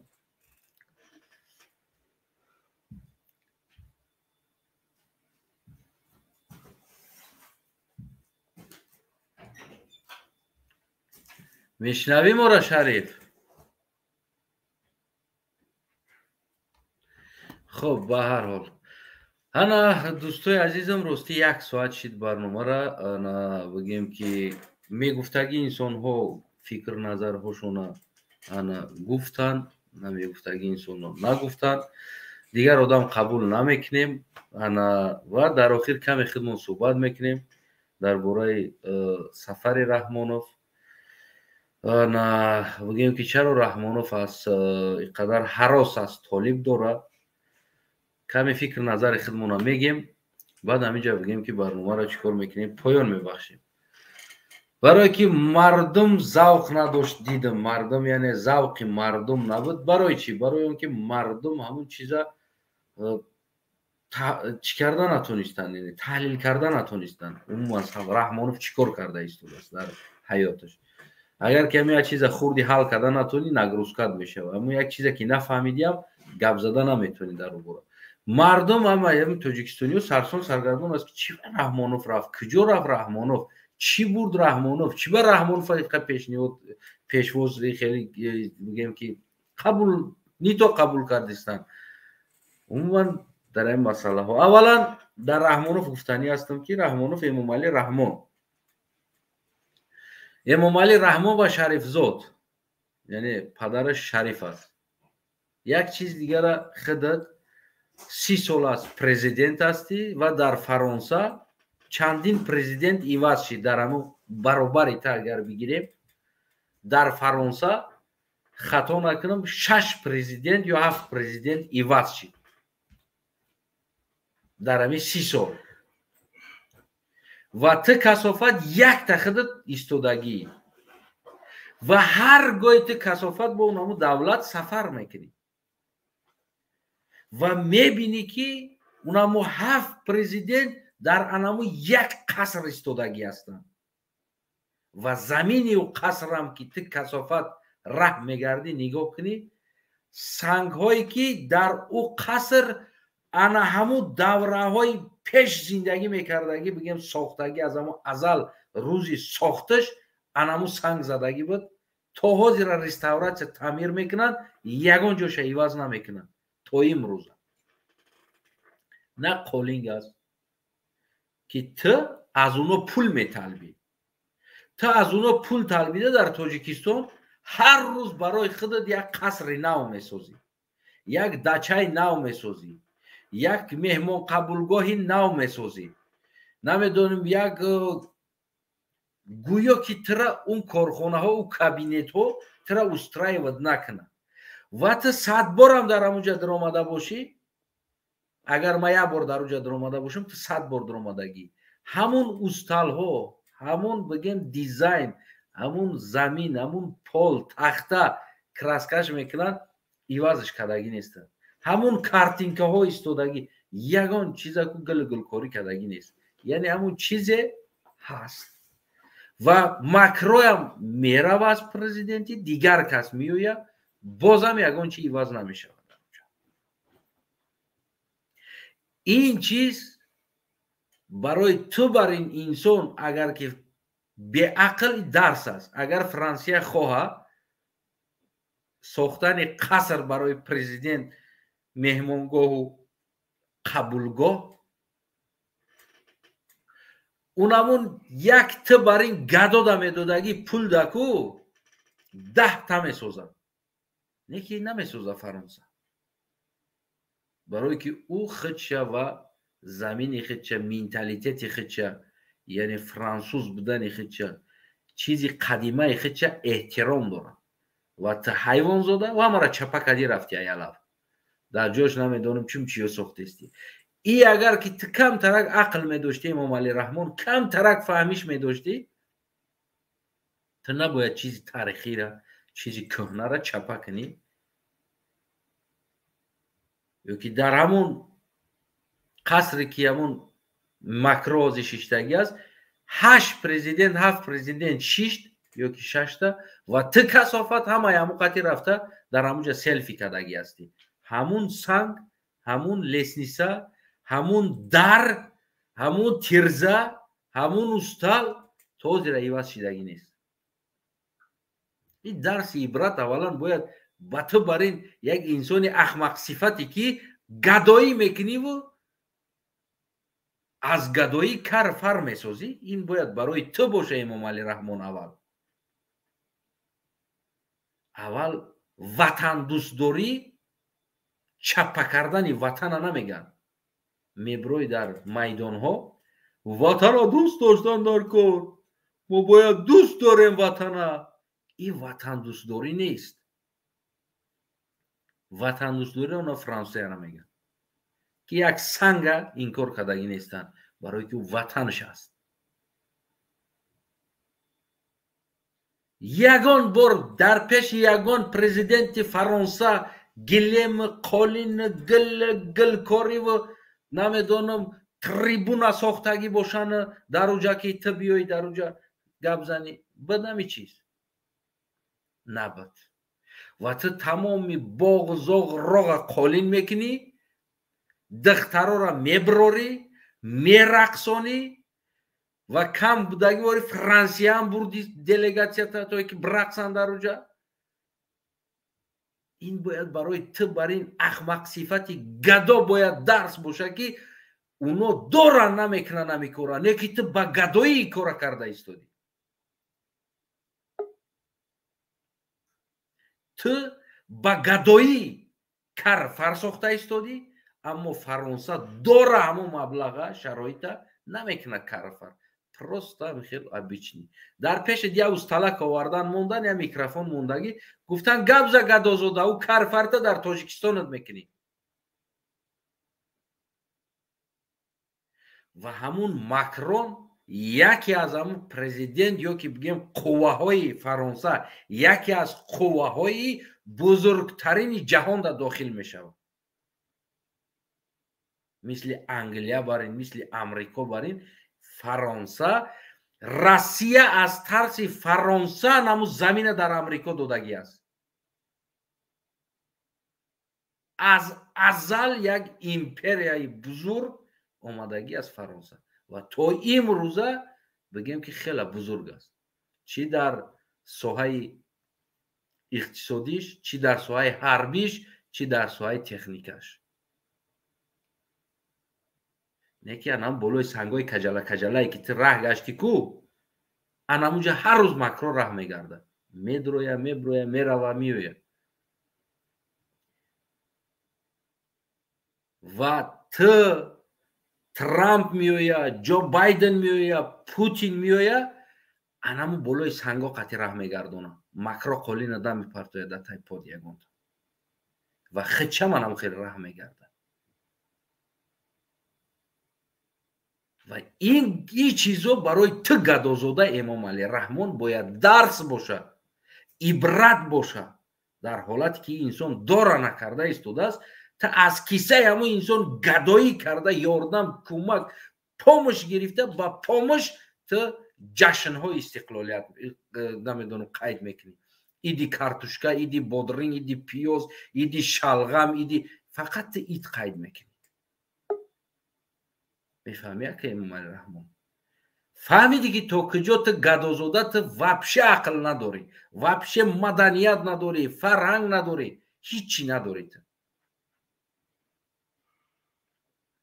که کلات هم کار نمیکنی. و برمیگردیم با اول سفر رحمانوف بود میکنیم، بعد برمیگردیم با افغانستان و تاجیکستان. سفر رحمانوف چرا امسال رحمانوف یک سمالیات رقاصه و ارتیست آورد قطیش فرانسه؟ هر سال مقیمان فرانسه تاجیکان، یعنی تاجیکان مقیمان فرانسه که در اونجا زندگی میکردگی انسان ها هر سال رحمانوف پیشواز میگرفتن. یعنی همون خیلی سرود خوندن، خوش آمدی، یک مهمان نوازی تاجیکی کرده، شعرخوانی هم میکردن، میبینیش پیشواز میگرفتن. از این پیش سفرش رحمانوف وقتی آمد همچنانی که مردم فرانسه مقیمان فرانسه نه آنقدر با خبر بودن که این رحمانوف ایتر احمق دزد گدو است. وقتی حرکت سیاسی گروه 24 وقتی نوارا برآمد، وقتی در روش گفتن دیکتاتور، وقتی که پول دزدیای ورا تلفن دزدیاشون برآمد، گداگیشون برآمد، این سال مقیمان فرانسه نبرآمدن پیشوازش، نمیریم گفتن ما نمیخوایم شرمنده شیدن. شهروندای عادی تاجیکن اما بگیم که شهروندی فرانسه هستن، نیامدن. امام علی چیکار کرد؟ پیش از سفرش پلان را میکشه که کی باید در کجا بیسته، کی بیسته. پسالش گفت که نمیشه و اینجا هیچ که با کلا نمیگیره، نمیبرویه. اینجا دموکراتی هست، ما مجبور کرده نمیتونیم آدم. اینجا تاجیکستان نیست، ما زچات تا نمیمونیم، اگزامین تا نمیمونیم، بگیم مجبور کنیم بیاریمش اینجا اوگراجت قطعی مارشروفکا بگذارونیم. نمیشه و گفت یو نمیوید. چیکار میکنیم؟ یک گدو با امسامبل خودش با گدایی اومد. از ما میگم برای چی اومد اینجا؟ یک گدو با امسامبل گدایی اومد. اومده است در پاریس کنسرت داده است، در داخل زال کنسرت. تو مسئله افغانستان اومدی یا که رقصی کرتچکن آوردی با فرانسه را؟ با کدام مسئله تو اومدی اینجا؟ یک انسانی که با یک مسئله سریوز اول بخیزه بیاید، رقص برای او چی در کار است؟ راست فردا نگن که اپوزیسیون ندیدین کی پیشوازش گرفت؟ هیچ که. هر سال که این قلقا بود امسال از تاجیکستان گرفتن آوردن. همه اینامو را که ما میشناسیم شون کیو هستن که همون سرود خوندن، رقص کردن در اینجا و گویا که اینا مقیمان فرانسه هستن. از تاجیکستان آمده امام علی میگه خوش آمدی به فرانسه، خوش آمدی ای پیشوای معظم ملت، خوش آمدی به فرانسه. شما یک بار پرستاوید کردستن این چی کار کرده است؟ من درباره بچه بازی یا بچه رقصانی یک برنامه ای پیش گپ زدگی هستم. انم 54 برنامه رحمانوف بچه بازی میکنه و بچه رقصانی. فرق بین افغانستان بچه بازیش و بچه رقصانی رحمانوف در چی است؟ امروز انمو داخل فرانسه دکزد بدی چیز، داخل زل فرانسه دکزد بود. میدونیم برای چی؟ یک انسان یک ساختار در کار میکردگی، گلاستوک بستگی، کاستوم، گدایی با پول گدایی زندگی داره. در پیش فرانسوزا در بین زال برآمده است، خسته است، رقص نشون داده است با فرانسوزا. بچه ها و دخترش که طرف میمونیم خمیل کسب و دخترم بود. رحمان فهم خودش ترجمه مونده است، فوریدی استش بخیزه رقص کنه، خیلی نکرده است. چی مسخره بازی بود؟ چی مسخره بازی هستی اصلا؟ تا کی مسخره بازی سر مردم تاجیکستان دوام میکنه؟ تا کجا؟ در اونجا تاجیکستان پرابلما، مردی کورو بیچاره غریبا پرابلما، مادرو پرابلما، مردم او نداره، مردم سوید نداره. این میلیون راسخود میکنه دلارو را. او قدر ارتیست سمالیات قطعی آوردن رفتن سمالیات، گستینس جا کردن، خورد و خوراکی او را دادن، همه ایو مبلغ میسته. همه اینا میره امامعلی برای نمو یک تلویزیونش در نشان بده که گویا که امامعلی را در فرانسه پیشواز گرفتن، در فرانسه رقص ها بود، مردم گشنه رقص نشان داده گشتن. میفهمه نمیره ای چی احمق بازیگی بود؟ انا همین چیز علامتی، همون نشانه علامتی دلبایو دیوانه به عقل به مفکوره بدن امامعلی را نشان میده. این سیاستمدار نیستی اصلا، این میمون باز است. خلاص یک چند میمون هم میوه میمون بازی کده میگرده.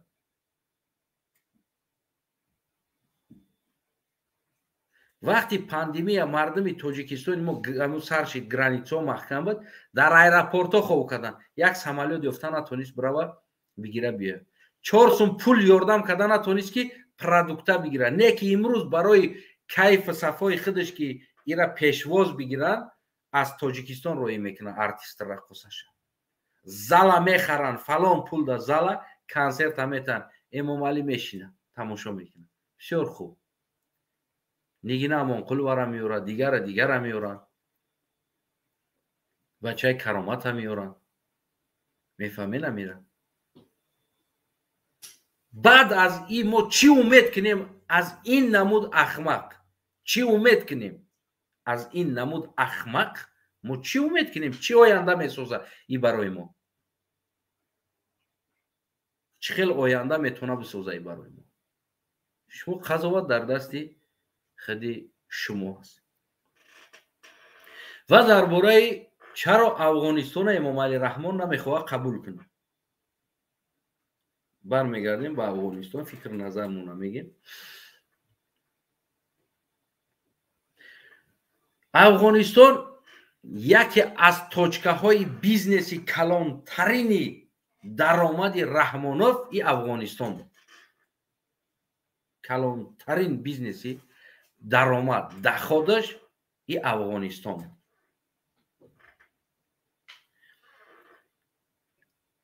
خودتون چند همون انسان ها را دیگه هستین در باره افغانستان، یعنی چقدر سرالکه ها را دیویژن میکردن در باره افغانستان، تمام سوزشوری گاز و غیره و غیره و غیره میگذرون. نارکوتیکا تاجیکستان سکلاد نارکوتیک افغانستان بود. تاجیکستان سکلاد نارکوتیک افغانستان بود. در تمام دنیا تقسیم میشید ای تاجیکستان. اولاد رحمانوف را تقسیم میکرد و خودی رحمانوف دست داشت. میلیارد سالانه درآمد میگیرید. میلیارد. چرا رحمانوف امروز طالب بعد دیده ایستاده است؟ چرا قبول نمیکنه ایران؟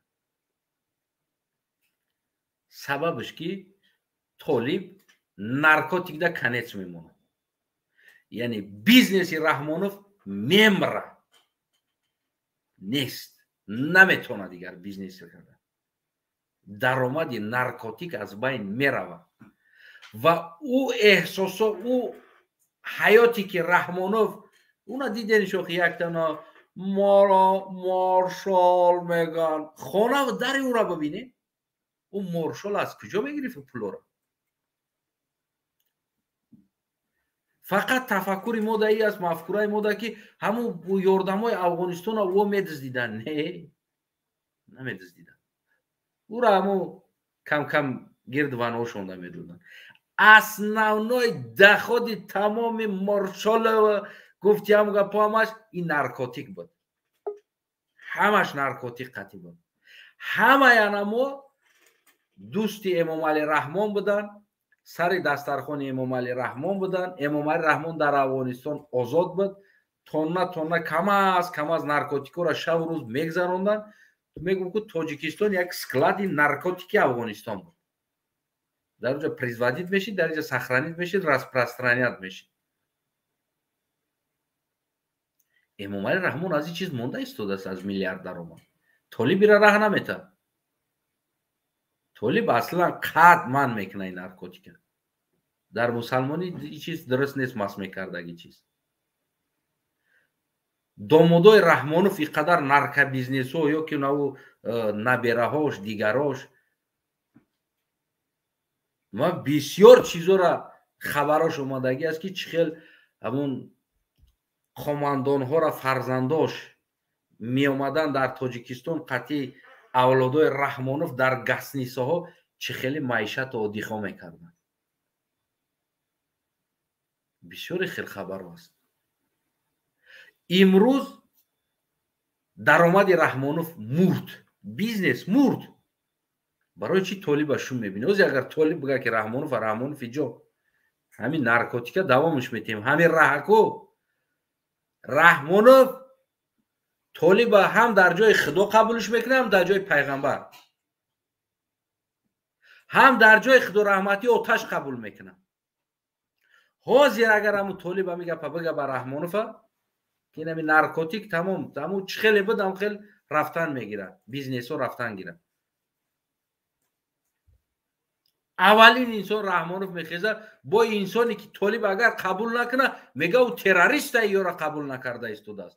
ӯ гурӯҳи террористӣ аст ки Толиборо қабул намекунад. даромади калон, яъне ки санг, маблағҳо, дуздиҳои дохили Ашраф Ғани ва ҳамун дигарош ҳамаи дар Тоҷикистон буд. ҳамаи через Тоҷикистон, через фирмаи унаво як барои мо роҳ сохтагӣ аст ку фирмои нелегални Раҳмонов дар дигар давлатҳо регистратсия шудагӣ аст. пулои Ашраф Ғани, пулои Моршолот, пулои Ҳоршолот ҳамаё ку через анами фирмо ку тоза мешиданд, мебромаданд, мерафтанд. ҳамаи пуло чанд қадаре ки бугӯй через анами чизо ва Раҳмонов аз ин долияи калон мегирифт авлодаш. аз ин як долияи калон мегирифт. имрӯз бадбинии Раҳмонов ё ки қабул надорад, пофишорӣ дорад ки чаро Толиб сари қудрат омад, бизнесаш мурд. бизнес даромад нест. аз ин тараф қирғиз раҳа маҳкам кард, солярка бизнес нест, бензин, газ маҳкам кард ин чиза. аз ин тараф Ӯзбекистон ӯ допуски ки қирғиз ӯ шансе ки додагӣ буд, Ӯзбекистон ӯ шанса намедад ба Раҳмонов. границаҳои тамоми товаре ки мегзарад ҳақша меспорад, декларатсия мешавад, коғаз мешавад, баъд медурад. документ надоштагӣ чиза ман аз территориям раҳ наметам. Раҳмонов нелегально, тамоми бизнеси Раҳмонов нелегалнара дӯст медошт ва то имрӯзам ҳамое ки на дар инаме як рости ҳеҷ кара қабул намекунам гуфта будам. ҳозир як дақиқа дӯстои аз ма гап мабуд кунам. аз нелегально даромад Раҳмонов зиндагӣ мекард, миллионер шуда буд, триллионер шуда буд. ҳам аз ин тараф гадоӣ, ҳам аз ин тараф нелегально даромад. ҳозир связи с пандемия дунёам дигар Раҳмонова ӯ хеле ёрдама наметад.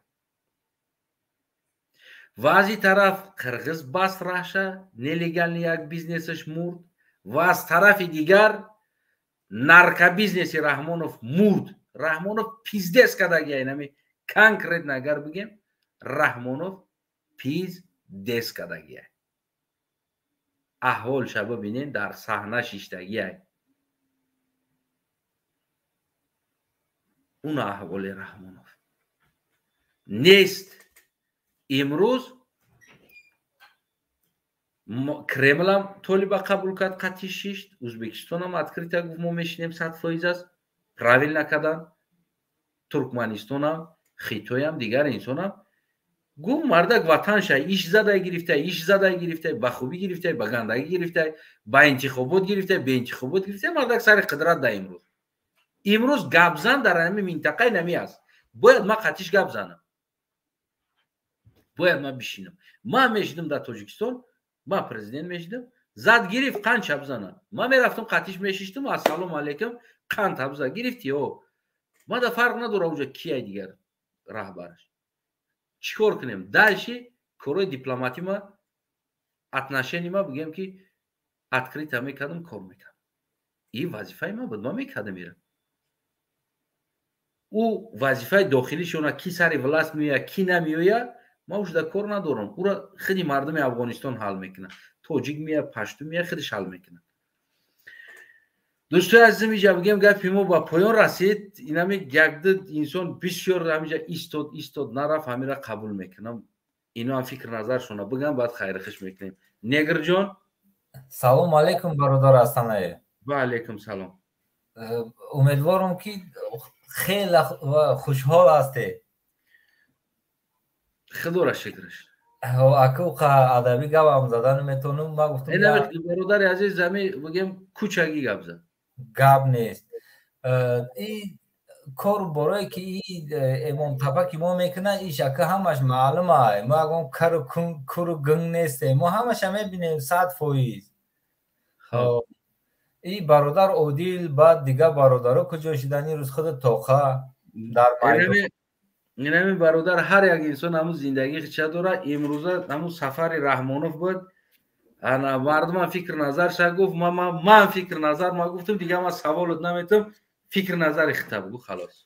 Не аку фикри назари ма барои доруфурӯшие ки ваё мекунанд, ҳо и бизнеси аввали бизнеси ё ҳаму ай. И 100% барои чи ки бачаҳо даже дар ҳамин хакма кам русӣ дабавид мекунам бахшиш да. барои чи ки ҳамин бачаҳо видеовизов кардагӣ гуфтагиян, ҳақорат кардагиян ки анами Эмомалии моро ҳамхалӣ кардагиай, наркоман кардагӣ гаштагиай. Ман худам бисёр корора дидагиам, айсарам гузаштагиай, медонам ай ҳама гунаҳгори калон анами фиръавни лаинай. ҳавае ҳама чи дар дасти ҳавае охи. баъд вай ҳамин як хеле аку қарам нашид, ай як қишлоқ се бача хай аку ҳамун деҳқониёшона мекардиян ба ҳар як солда ё ки 6 моҳда Тоҷикистон мегум Душанбе меондиян, хам як рӯз вилоят мекардияну бо аврат мерафтиян. баъд вақти ҳамун дар Душанбе ай қишлоқ омадиян, Душанбе вақте ки раҳа гузаштанда хаки марда қишлоқи деҳқон охи фақат ҳамин кедман задагӣ гаштагӣ ай куҷо медона, уҷа ку президент мегузаштай. ҳамин се кас карочи ҳамун раҳа гуфтиян бигзарем, просто так ки ӯ президент ним соат пас меомадай утақади мегузаштай, хакиятш ку нагузаштай ва бародарои ман бачаҳои ёш например ҳавора қабдиян шапалоқ шапа кардияну усиси кардиян. охи на рости иҷа бигем ки оғои Ашуров омадан. бале ман фикр кунам ки оғои Ашуров боло меоян ҳозир. бо аки давом метем ака вақте ки оғои Ашуров омад иҷа инай бародар не ма ҳамиҷа дум агар буфоратон ма мебурам нафорат не гирҷон аки оғои Ашуров марҳамат дохил. ман микрофон ма дар кор шавам мекушам гӯш мекунам. не иҷа ака оғои Ашуров омад давом метем дига. албатта Ашуров кадом Ашуров бисёра бародари мо аку. иҷа бигем ки ина бародари бигем ки Микавай ҳам омад иншолло. ё бародарои мо ё хуни мо ё хуб муносиб шуд. салом алейкум. салом алейкум ва раҳматуллоҳи ва баракоту. ва алейкум салом. хуб саломат ҳастед оғои Ашуров? ташаккур бародар. ман рости қадар зиёд намебошам. як одам занг зада дар рақамҳо من برای همون پیوستیدن در همین استودیو آموزاندم. گفت کی افیر میشه و من گفتم نمی حوزی افیر رفته ایستده اونم مرحمت بدرو و نامش فایز نام داره، نام خیلی افغانی نوشته به حرفای خلاصه چی شاید در چیتون بیاد. من سیلکه را براش روان کردم، گفت من میخوام گپ زنم. من گفتم حوزی همونجا افیره، اونم جا درو گپ زد. من در افیر نیستم. من تنها به خاطر همین اومدم که بعد پیشتر بسیار معذرت برادر استنایف، بسیار بخشش در داخل کامپیوتریت ایس مدر آمده بودم. نه چی هم ندارم. من میگم من میشکه را قبیده ایستودم یک دم هم طرف میشکه عرصه برو مدرس. من در درون کامپیوتریت دوست دارم. همیشه مثلا میتونم درون برای من در آمدم دیدم که اون جایی که ما لازم بود ما پیغام در پشت خانه پشتالیان آمده بود و همون امانت آورده بود رسونده بود و او کسی که میگرفتش اون نبود در خانه. من خواستم ترا بگم که همراه شما بگیرین. واسه هم امانت آمد رسیده دیگر شما در افی که ذهنت بده پیغام تو نوشتن شما نمیدیدین. از همه خاطر من خواستم فیسبوک تهویه کنم در پیشت ببینی که پیغام آمادگی برای وقتی صحبتت تهش در صحبت های. من در آمدم و استریم خاموش کردم که دیگه گفتم که او طرف شد دیگه شاید سرفراش نره با اثر نو داخل شدم استریم دا آوردم تو من بر آمدم که دیگه گوشت کردم بسیار عصبی شدی. بسیار معذرت.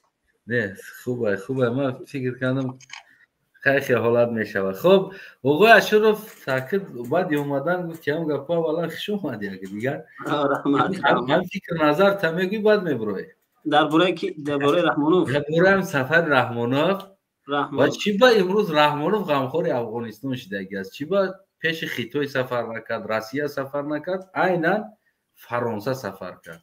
چیه پس از اول رحمانوف میخواست که در مردم نشان بده که من یک انسان آزادم، اروپا سفر کردم میتونم، کسی پیش راه ما را گرفته نمیتونه.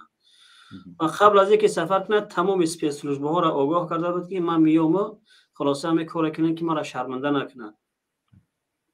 اما بچهای گروه 24 در اونجا خلاصه فرانسه رفتن، از آلمان فرانسه رفتن و خیلی من میندور هستم از اون بچهای با غیرت و بعضی کسایی که در داخل فرانسه هستن دل و گرده نکردن که پیشوازش بگیرن. معلوم است به همتون این کار غیرت در کارای مبارز از یک کشور دیگه سفر میکنه میره و رحمانوف و پیشواز دیگر میگیره. اما انسان‌های در خود فرانسه هستن جای بسیار شرم است که یک مبارز از دیگه کشور میاد رحمانوف و پیشوازگیری و شما در تایفوکتون میاد شما نمیرین. به خاطر چی آمده بود؟ به خاطر دفاع از مردم فارسی زبان تاجیک نه آمده بود. این به خاطر همین آمده بود که به مردم نشون بده که من آزادم و دومی چیز به خاطر این که این حوزه فرصت پولکنی است. همین عیناً وقت پولکنی است. برای اینها را طالبا را یک حکومت نشان بده که انا اینا میآیند و انا شما را ایخل میکنن، در حالی که کشورهای ابرقدرت همه با خبرند. دیگر کشورهای همسایه کشورها قطعشان رفتن شیشتن. رحمانوف فقط در اینجا پول کار میکنه تمام و در تأثیر تغییری بگیم که حکومت طالبا یگان تأثیر گذاشته نمیتونه. یگان تأثیر در داخل کشور خودش بغیر از ظلم دیگر هیچ تأثیری گذاشته نمیتونه. ولی کجا برسه به افغانستان. رحمانوف بالاخره هیچ راه نداره بغیر از اینکه اعتراف کنه.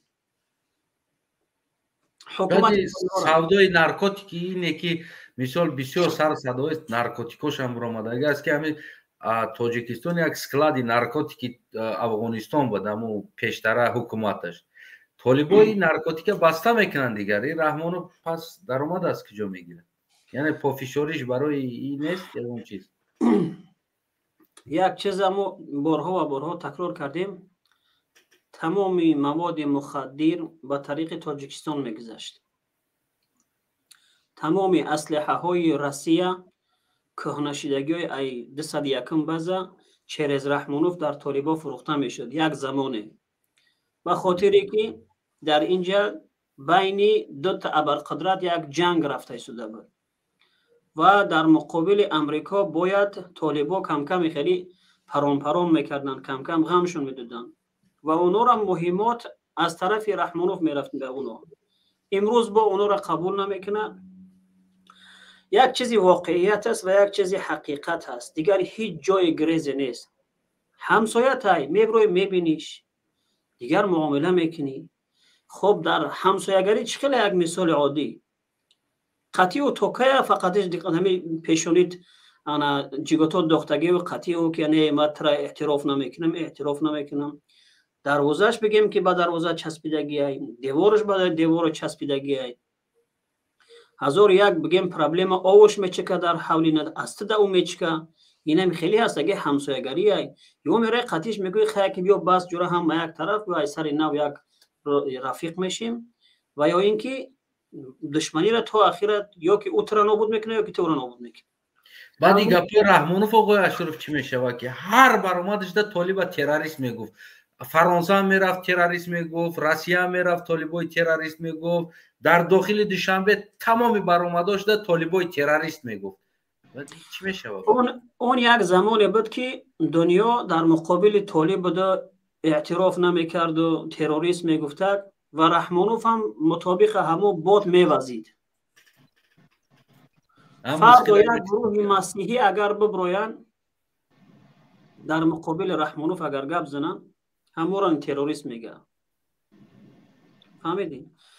رحمانوف سفرش تنها به خاطره که ایجا کمایی بکنه، پول کار کنه، دیگه تمام. به خاطر فایده اونم پیشتر بگیم در اخبار آزادی اگر دیده باشین 15,000 تا مهاجر داخل تاجیکستان کردن. کو بیاین یک تلویزیون بریم سیومکا کنیم به مردم نشون بدیم. برای همین خاطر برادر سفر این تنها به خاطر پول مول هر پاندمی بود، کرونا ویروس بود. لای سلام علیکم برادر حسین. سلام علیکم برادر حسین اشرف. سلام خود را به هر یک بیننده شما میرسونم. برادر حسین اشرف یک سوال داشتم در شما که ببینید که این روز طالبان که به سر قدرت آمدن رحمانوف حاضرش ده اعتراف نمیکنه دولت طالبان را و طالبان تا حال هم تروریست میگن. فردا که همه طالبان را اعتراف کنه و پیشواز بگیره همون طالبان که به تاجیکستان بیان، اینا ما باش چه باید بفهمیم که وقتی که شهروندان خودمون از طرف رژیم دیکتاتوری رحمانوف به مثال خودمون هیچ کس نمیگیریم، گروه 24 حزب نهضت اسلام با دیگر آزاد فکرانه که در تاجیکستان همچون تروریست شناخته گردگیان، اینا ما چه بفهمیم برادر؟ سوال ماده بود برادر حسین اشرف ده که به مردم چه میفهمونن همه حادثه که با طالبا بود تروریست شمردن تا این روزه پگه میگن که یا تروریست نیستن.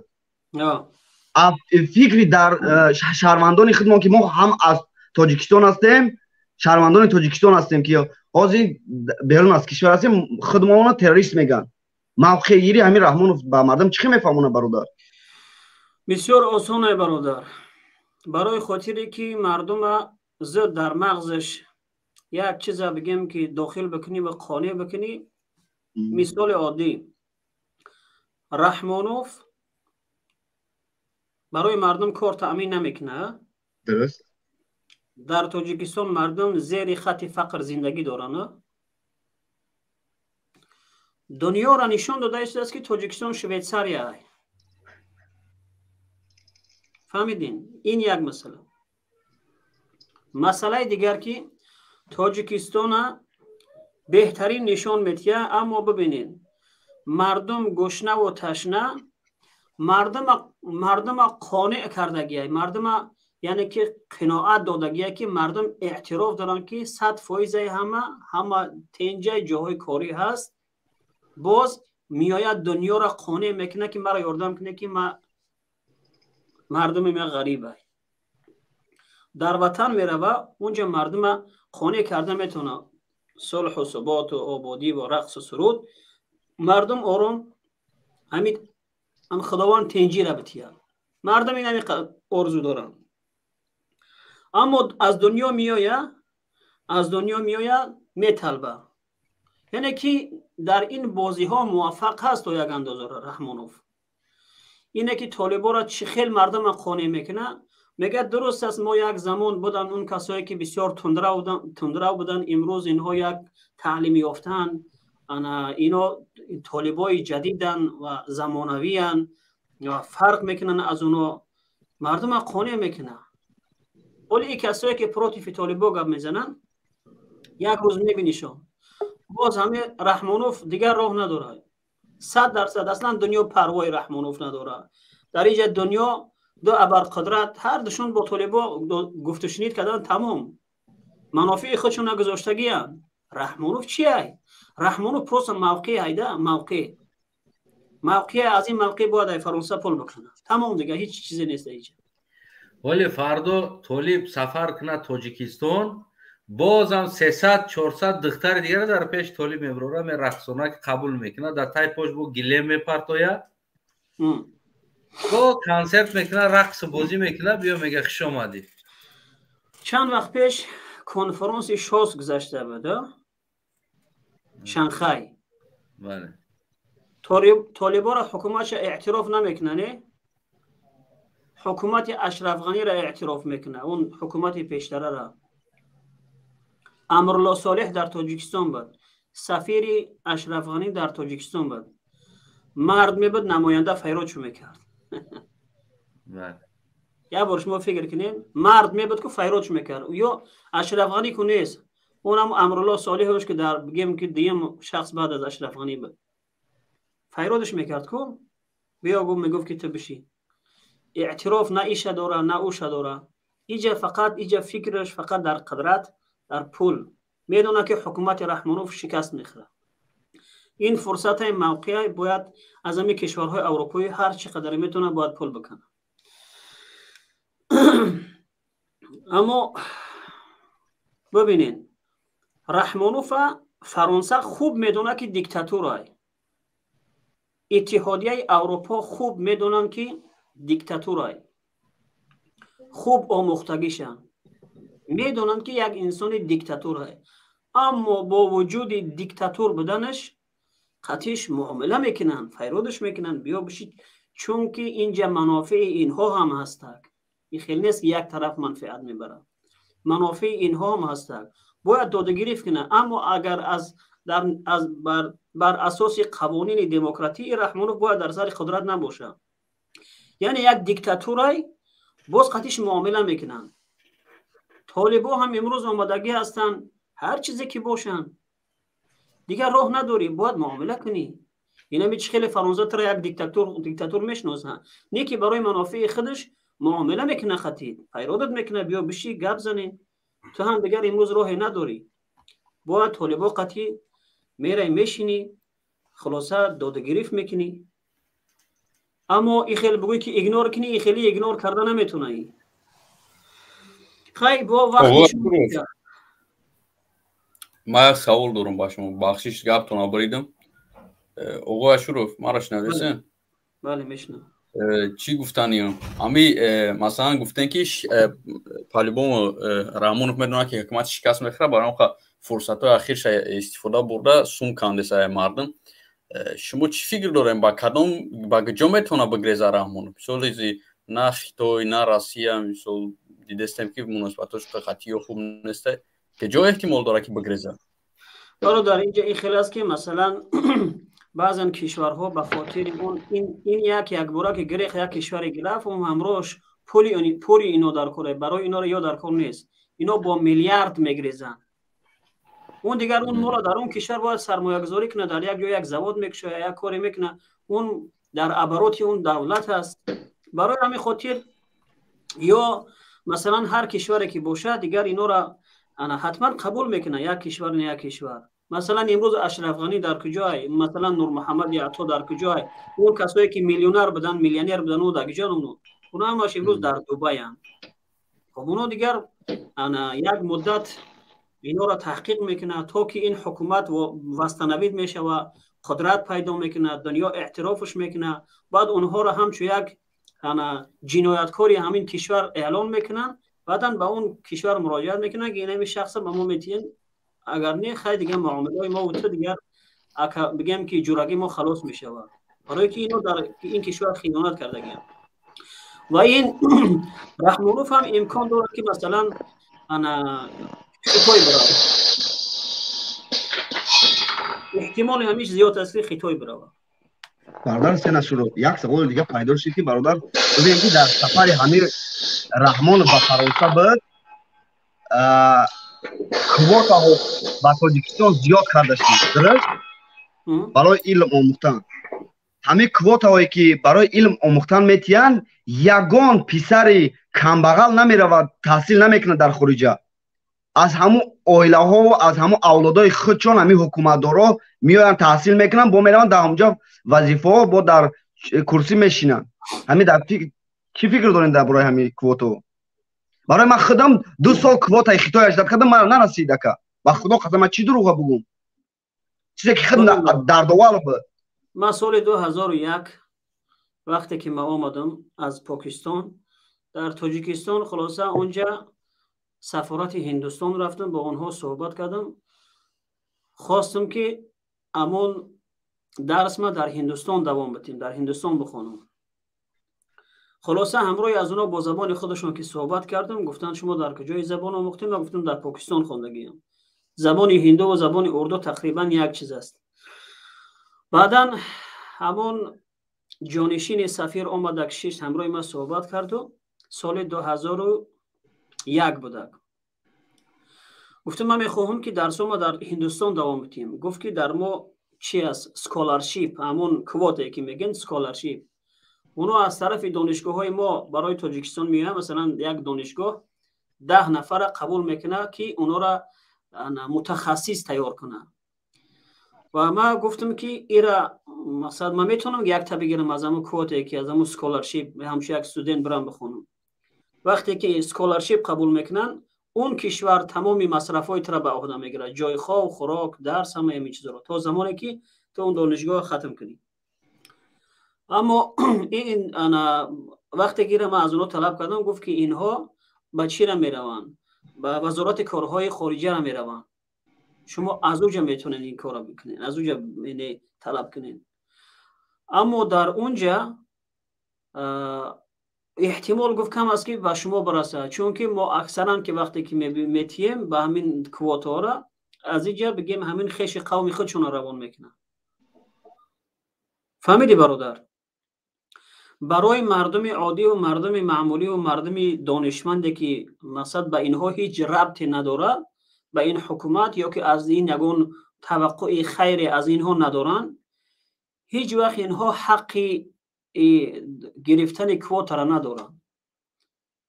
شاید در بین 1 تا 2 تا به خاطری که دلیل برای مردم شوه 1 2 نفر 3 نفر روان میکنن، در عموم اینها یا فروخته میشوه و یا اینکه از همون گرد اطراف خودشون یگان نفرشون میگیرن خارج روان میکنن.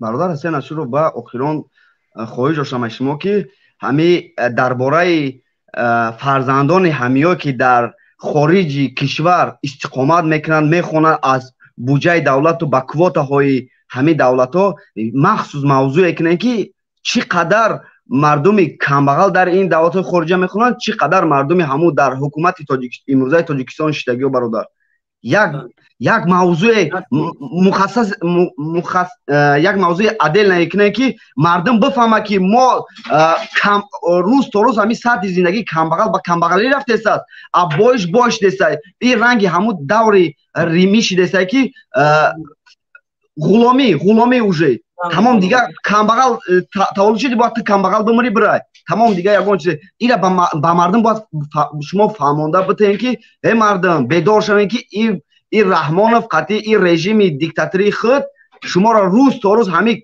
سطح زندگیتون رو پس میکنه. آدمایی که همون گرد بنای خودشه بلند بردن میگه یا یگان کارشیده نمیشوند. راست یک موضوع کنیم برادر جان، التماس ما کوشش میکنم اگر رفته و در آینده باز برنامه هایی که کردیم حتما یک روز در یک موضوع همین فرزندای همینو صحبت میکنم و یک کمتر معلومات از برادرایی که اینا را خوب میشناسن از نزدیک و یا که در خارج با اینها بدن، ҳастанд имрӯз бачаҳое ки дар хориҷ мехонанд ва фарзандои ҳамин вазиро дар ҳамун ҷо ҳастанд. баъзеҳошон барои мо маълумот равон мекунанд. Ино мегӯяд ки дар ҳамин ҷо меоянд фақат катакут беҳтарин мошинҳоро сувор мешаванд, фақат дар одиханд. дарс мард ино нест. ахир меравон вазифара мегиранд. Не бародар, барое ки як духтари қирғиз қазоқ ҳам дар ҳамҷа ки ҳамсӯҳбат шидем, ҳамун духтари қирғиз гуфт ки дар донишгоҳи Манчестер таҳсил мекардам ва як тоҷики шумо б дар ҳамунҷа ба охраннико мегашт. Ман намедонам ки вай писари чӣ буд, на дониш дошт, на ақл дошт, на фаросат дошт.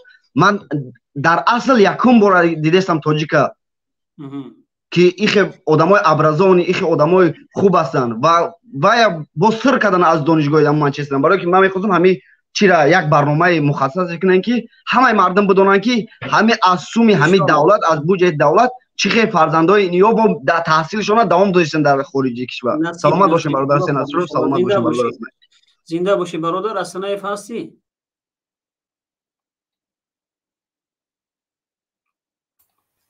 оғо Ашуров, то Асанаев я суол гап. ҳамин ина хай мардума ки то ҳадди имкон мисол гап мезананд, чиз мекунанд. уже ман ҳис кестам дидестам ки ҳукумат ай мардум кам кам тарсидеса. масалан ӯ рӯз дидем ки по пасос ва камера кеста одаморо гӯё паспортошона гирифта додаум ман ки чӣ кеста. ё ки имрӯз хабарҳоро хондам ки ҷонишини сафири Россия рафта ба рӯзи таваллуди пайғамбар табрикаи мардумам ман ки хеле ҳар хел рекламаҳо мекунанд. ай тарафи коркунои давлат ягон чӣ намешавад? мисол ягон ҳаста ягон хеле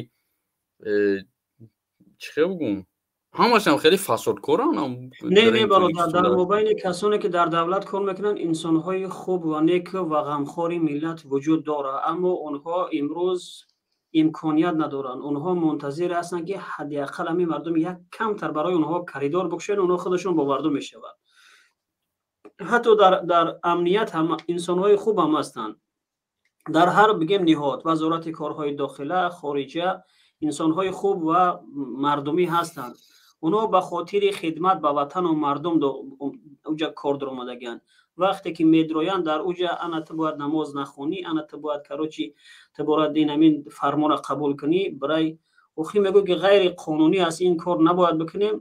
вақте ки онҳоро мебинанд дигар чорае надоранд. онҳо ба хотире ки зиндагӣ кунанд, як даромаде дошта бошанд, як оила, инҳо дигар наметавонанд ки Россия биён муҳоҷир бишаванд. фақат мунтазир ҳастанд ки ҳамин мардум як дафъа ҳаракат кунанд ва коридор барои инҳо битиҳад. ман мутмаин ҳастам ки бисёр инсонҳои донишмандо ҳастанд ки дар дохили ҳукумат кор мекунанд, онҳо бо мардум мешаванд. ҳамаи онҳоро мо душман намеҳисобем, аммо он касоне ки фармони нодуруст бар алайҳи миллат метиҳанд, онҳо душманҳои ҳамин мардум ҳастанд. барои ҳамин хотир яъне аз ҳамаи онҳо гумони бад кардан ҳам дуруст нест. хуб бародар Асанаев, ман вақт дигар намегирам, шумо метавонед суҳбатонро давом бидиҳед ва умедворам ки наомадагу инсоно, ман намедонам студии шуморо аз ин тараф ман намебинам. наомад. хеле хуб. дигар худо нигаҳдортон боша. ташаккур барои ширкаттон оғои Ашуров. иншоалло баъд алоқа мекунам, боз як масъалаи дига аст, дар он масъала суҳбат мекунем.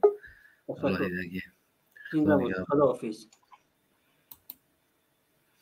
خب ки иҷа инаме камтар одам мондагӣ аст. кӯто бигем ки Негрҷон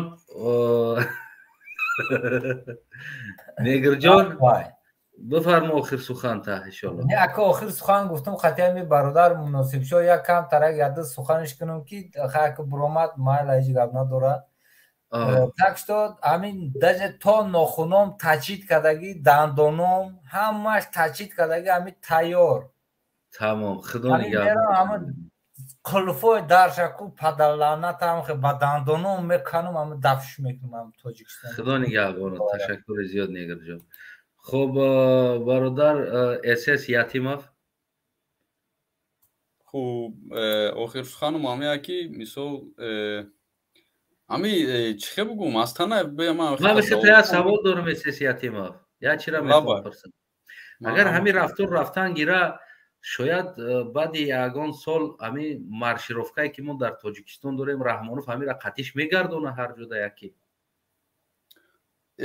چه بگم میره بابام خیلی میکنه او علاج نداره دیگه برای که همه خارج کشور نمه دانش که خیلی دامه یا راه داره امورا بگردونه امورا مگر چکنه بعد با آخر میرسه استا قدرش با آخر رسیسه ما یه چیز حیران مستنه که همه اموالی رقصه در اصل دواقش رقصه زنک صفته نه که من حیران شدیستم که برای چی دیگه گنرالو مثل ای پوتین میشید من گفتم خیلی نرمالیه مثل پوتین واینی بود که اگه موجیکی نستایشه دیگه رو ایمه ترسنه که هم گنرال خیلی چی باید میترسن مثلا امون ما داریم هم گنرالا ما داریم امورا وقتی نخواه که نباشه همون مثل شیرالی میرزا و نایی امیو چی باید همی میترسن یک بر رحمانوف یا برآمد داره اگر امورا گوش کنین شما خوبتر میفهمید. رحمانوف خودش با زبانش گفتگی است که من شما را درون چنگ خاک لای آوردگی تناتون تکیده لامپاس دادگی هستم. یعنی از این معلوم میشه که همه اونا служит кадаги инсоно нест. Агар инсони служит кадаги мебуд ӯ тоқат намекард дар ин чиз ки Рустам биёя дар болои сари ӯ командоват куна, озода командоват куна, я набераи Эмомалӣ бия командоват куна, генерал ин чиза тоқат намекунад. Пас мо надорем. Ташаккур бародар Эсес Ятимов. Худо нигаҳбон. Ана хоб кира сухан битемида. Юрчик بیام یورچیک اول گپ زنیم. یورچیک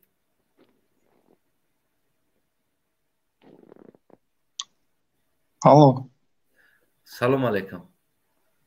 علیکم السلام.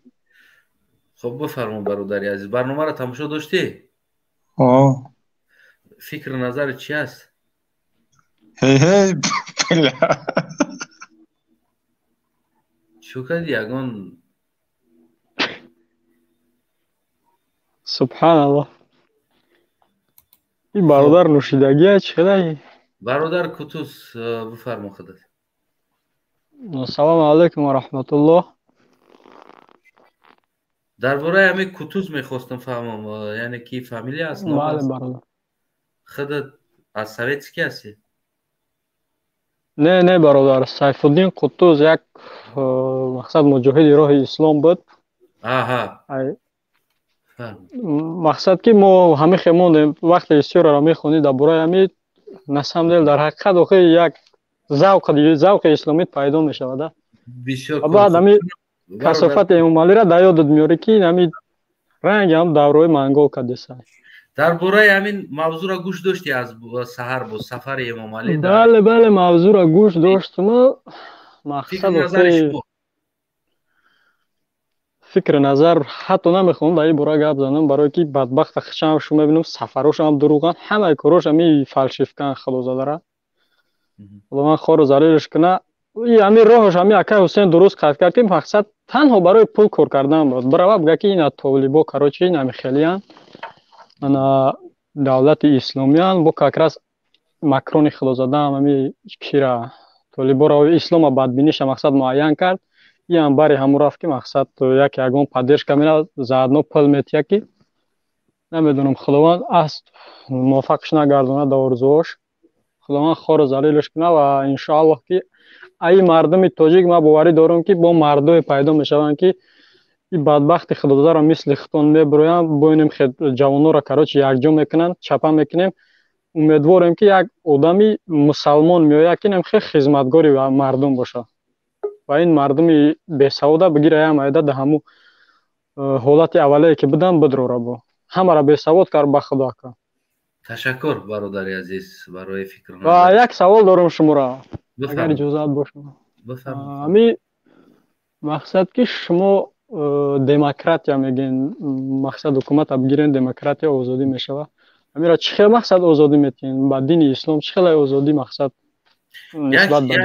یک چیزا ببین برادری عزیز ده مثال مقصد آدما دیگه میترسنده بعد امامعلی را موندن سر قدرت یک چیزا برادری عزیز ده من یک چند تا رفیق داشتم یک تا رفیق نامش محمد بود بگیم میزد ودکا پیونسکا از سر تو چیرا و یک رفیق دیگه هم روس بود این در تاجیکستان بود نامش ووا بود روس در چپایف زندگی میکردیم، در کوچه چپایف. ووا گفتن یک روس داشت جورا، اون نماز میخوند. او روس و نامش ووا نماز میخوند، ای جورا هم نامش محمد. این میزد روز دخته بازی میکرد. یعنی همینجا نام چی رول بازی میکنن از نگاه خودت؟ ووا نماز میخونه، محمد ودکا میزنه. همین خودت چقدر میفهمی؟ گپ در نام است یا گپ در اخلاص انسان بودن؟ همینجا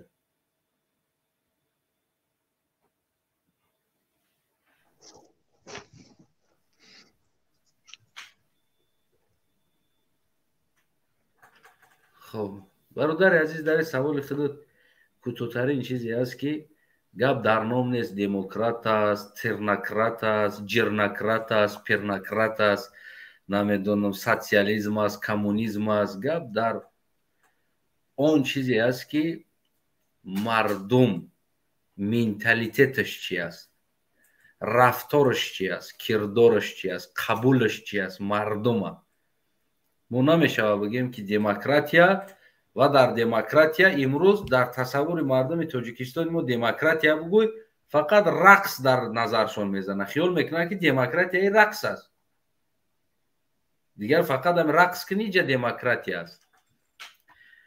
این آقای اشرف گفتگی برادرم اینجا آمد. خب فکر کنم اینجا بابای عادلم آمد، انا اینجا دورندش هم آمد، انا 08 تجک. سلام علیکم اکا حسناف، امیدوارم خوب باشید. تشکر، امیدوارم که شما خوب باشید. از رحمت. من اکا حسناف یا چی گفتنی من بچه ها دا که درباره همین رحمانوف میگن همین اگر رحمانوف اگر نترسیده باشه همون قانونای برآوردگیش برای چی؟ همین برای مردم عادی باید همین را بدونه ده. رحمانوف عجیب باید همین مردم اگر نترسیده باشه مثال همون قانونا را برای مردم او قانونای برآوردگیش معلومه که بعدی ای سر دولت رفتنم با چیز چوره ما کوردور نیسته نه. همین قانونای برآوردگیش همون ترس خیچه روی مردم در نشان دوسته خودش ده. او برادر و رحمانوف گفتن میگیره هر چی را و اهمیت نته. ببینده برادر عزیز، ما برنامه نساختیم برای ترساندن رحمانوف، برای یک کار کردن. ما برنامه ساختیم که آن مفکوره هایی که رحمانوف پایان بردگی بود ما همون مفکوره را بخیزانیم. همین مردم تصوراتش کشتگی بود و ما او را زنده کنیم. باید مردم فکر کردن یاد بگیره. برنامه های ما برای نمی است. وقتی که جامعه سالم میشه و فکر سالم پیدا میشه و در جامعه، در او جامعه مثل رحمانوف، مثل رستم، آزاده اولادن آمده در بالای سر این مردم ایستادن نمیتونه. ببین یک رمه گوسفند است، قصاب میگه یک گوسفند بکش، آستیناش بالا میکنه، داخل بگیم گوسفندا میشه و دل خواه گوسفند ای پاچش میگیره میبروره میکشش. یکی در درون همون کلیتکه یک دانه گرگ بمان 10 تا یا که 100 تا قصاب بیار در دستوش کارچه بته بگو برو رم گرگ کلش بگی کو 100 نفر دخنا میکنن قصابا داخل شون داخل همون کلیتکه که هم گرگ بقفم بکشن. میدونی برای چی؟ برای که گرگ خودش حمایه میکنه. ما همین صحبت های ما معناش که مردم ما باید گرگ باشن، اینای خیلی قصاب خود باشن بالای سرش در آمدن. میفهمی؟ این همین قدر مقصد ما درد میکنیم اگر اصلا فی چیزای گفتگی شما رو ما انشالله درد میکنیم. ما همشون میفهمیم. تشکری عزیز زیاد برای خود برادر 08 تجک. انشالله دیگران هم بچه های وحدت هم میخوام که برون کم کم گپ زنم. انشالله تاجیکستان ما همش وحدت است، تاجیکستان ما همش سوخت است، تاجیکستان ما همش برای ما را دوشنبه هست، تاجیکستان ما همش برای ما را بدخشان است، ختلان است، همش برای ما را یک است. تاجیکستان ما یگان گرم فرقیت از این منطقه برآمده، از دیگر منطقه برآمده، از اینجا برآمده، این گپا نیست برادر.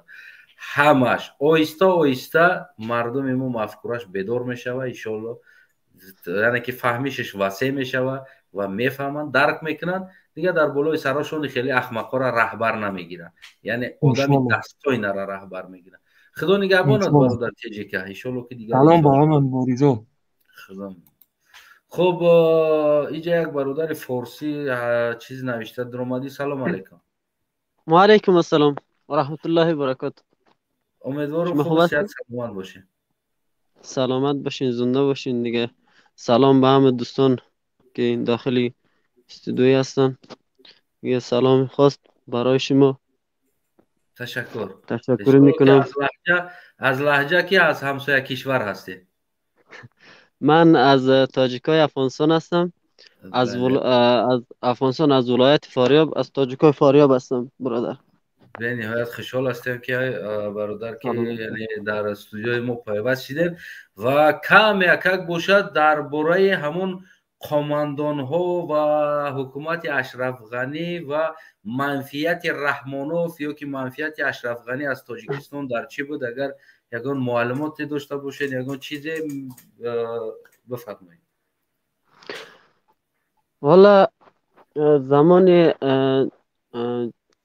رئیس جمهوری اشرف غنی چون ملت ما خیلی در عذاب بود، گشنگی بود، عذاب بود، انداز بود، حتی بالای کوهای ما، قشلاقای ما انداز میکردن، مردم ما را میزدن، آزار میدادن، نون میگرفتن با زور، آرد میگرفتن با زور، روغن با زور، همه چی با زور میگرفتن. در زمان یعنی قماندانایی که ما میگیم زبان خودمان اربکی میگیم، یعنی ما مردم خیلی آزار داد، خیلی آزار داد. این خط آزار داد که حتی این روزا شد که داخل خانه ها شده تجاوز کردن، با زنها تجاوز کردن. این وقتا شد که با خانه دخترها ایالا را تجاوز کردن. این بزن صفت ها. و امام علی رحمان اگر که شما کم پیشتر گوش کرده باشید، رسانه ها را پیگیری کرده باشید، خیلی برادر امام علی رحمان گفت که من تا 100,000 مردم افغانستان یعنی مهاجر قبول میکنم تاجیکستان.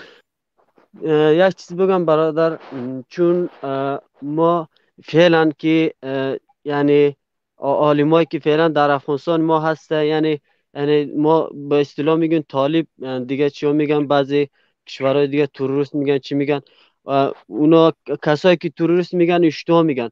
ما این عالمایی که داخل کشور ما جمع شده، مجاهدینی که طال مبارزه داشتن در مقابل دولت اشرف غنی و مقابل آمریکای بزنفیست، با اینا جنگ داشتن.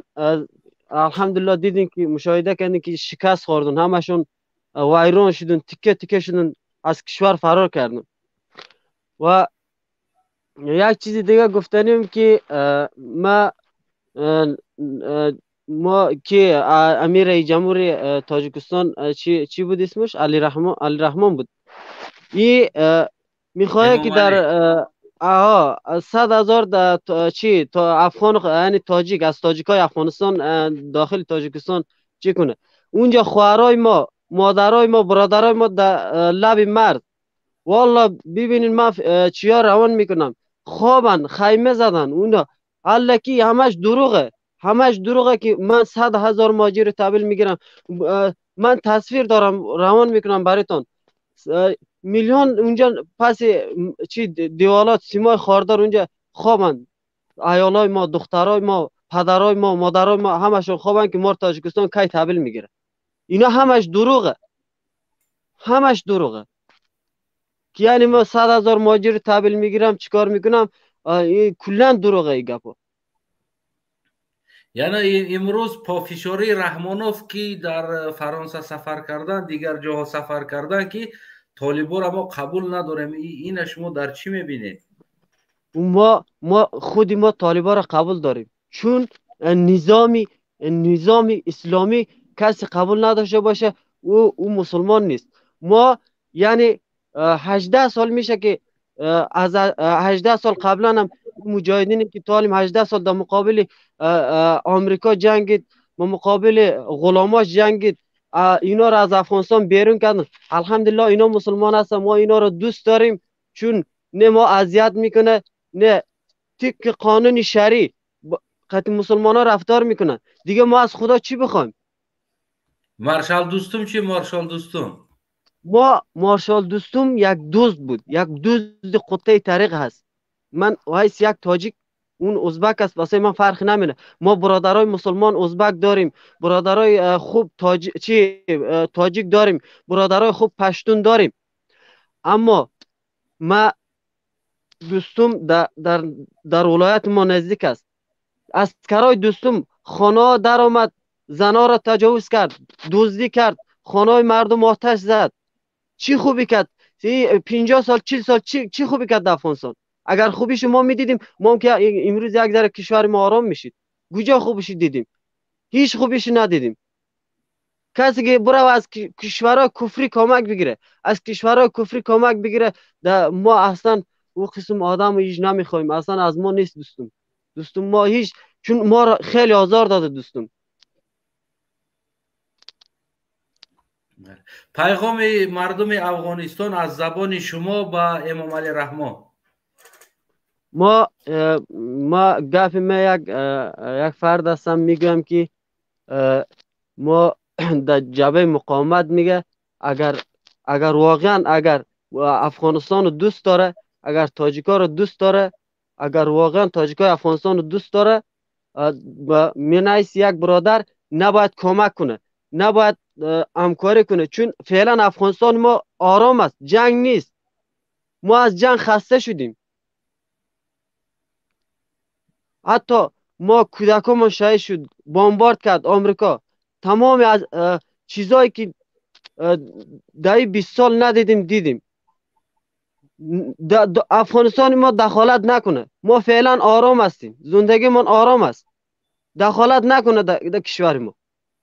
چرا دخالت میکنه؟ میره در کشور دیگه، میره در کشور دیگه. اینا که کسایی که در کشورهای مردم میره کمک میخواه، گردنش کش میکنه، این یقین بفهم که اون نظام یازو در اون کشور هیچ موقع دوام نمیده. چون به خاطر چی؟ به خاطر که از یک رفته از کفار، یعنی کمک گرفتن خیلی گناه کبیره است.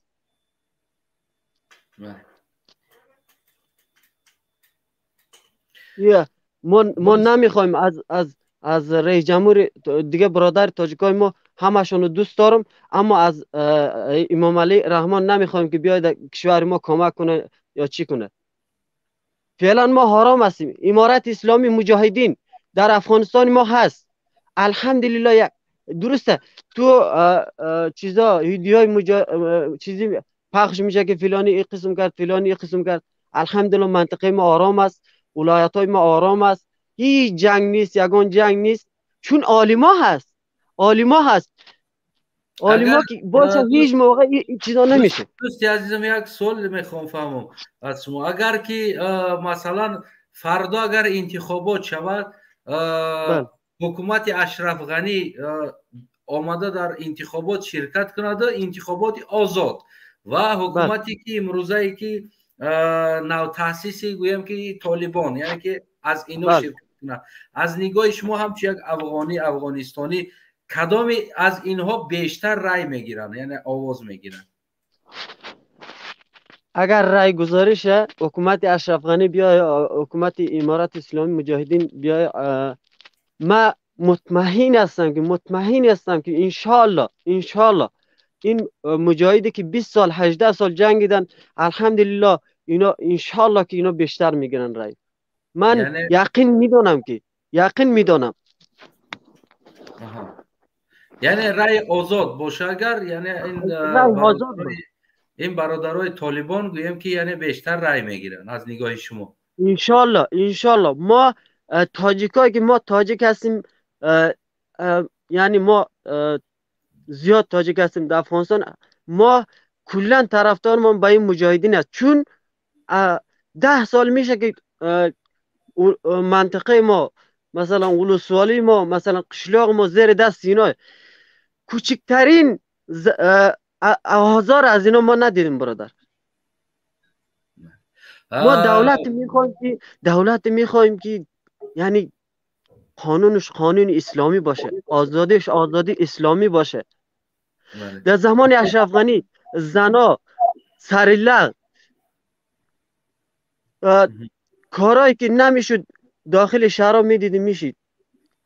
ما الحمدلله مسلمان هستیم، ما ایجاب زن و ایجاب اسلامی میخوایم، اما مرد گشتارش اسلامی میخوایم. ما بله برادر خودم چند دفعه ریشم را چپه تاشیدن، ریشم را آتیش زدن. بله والله ریشم را آتیش زدن.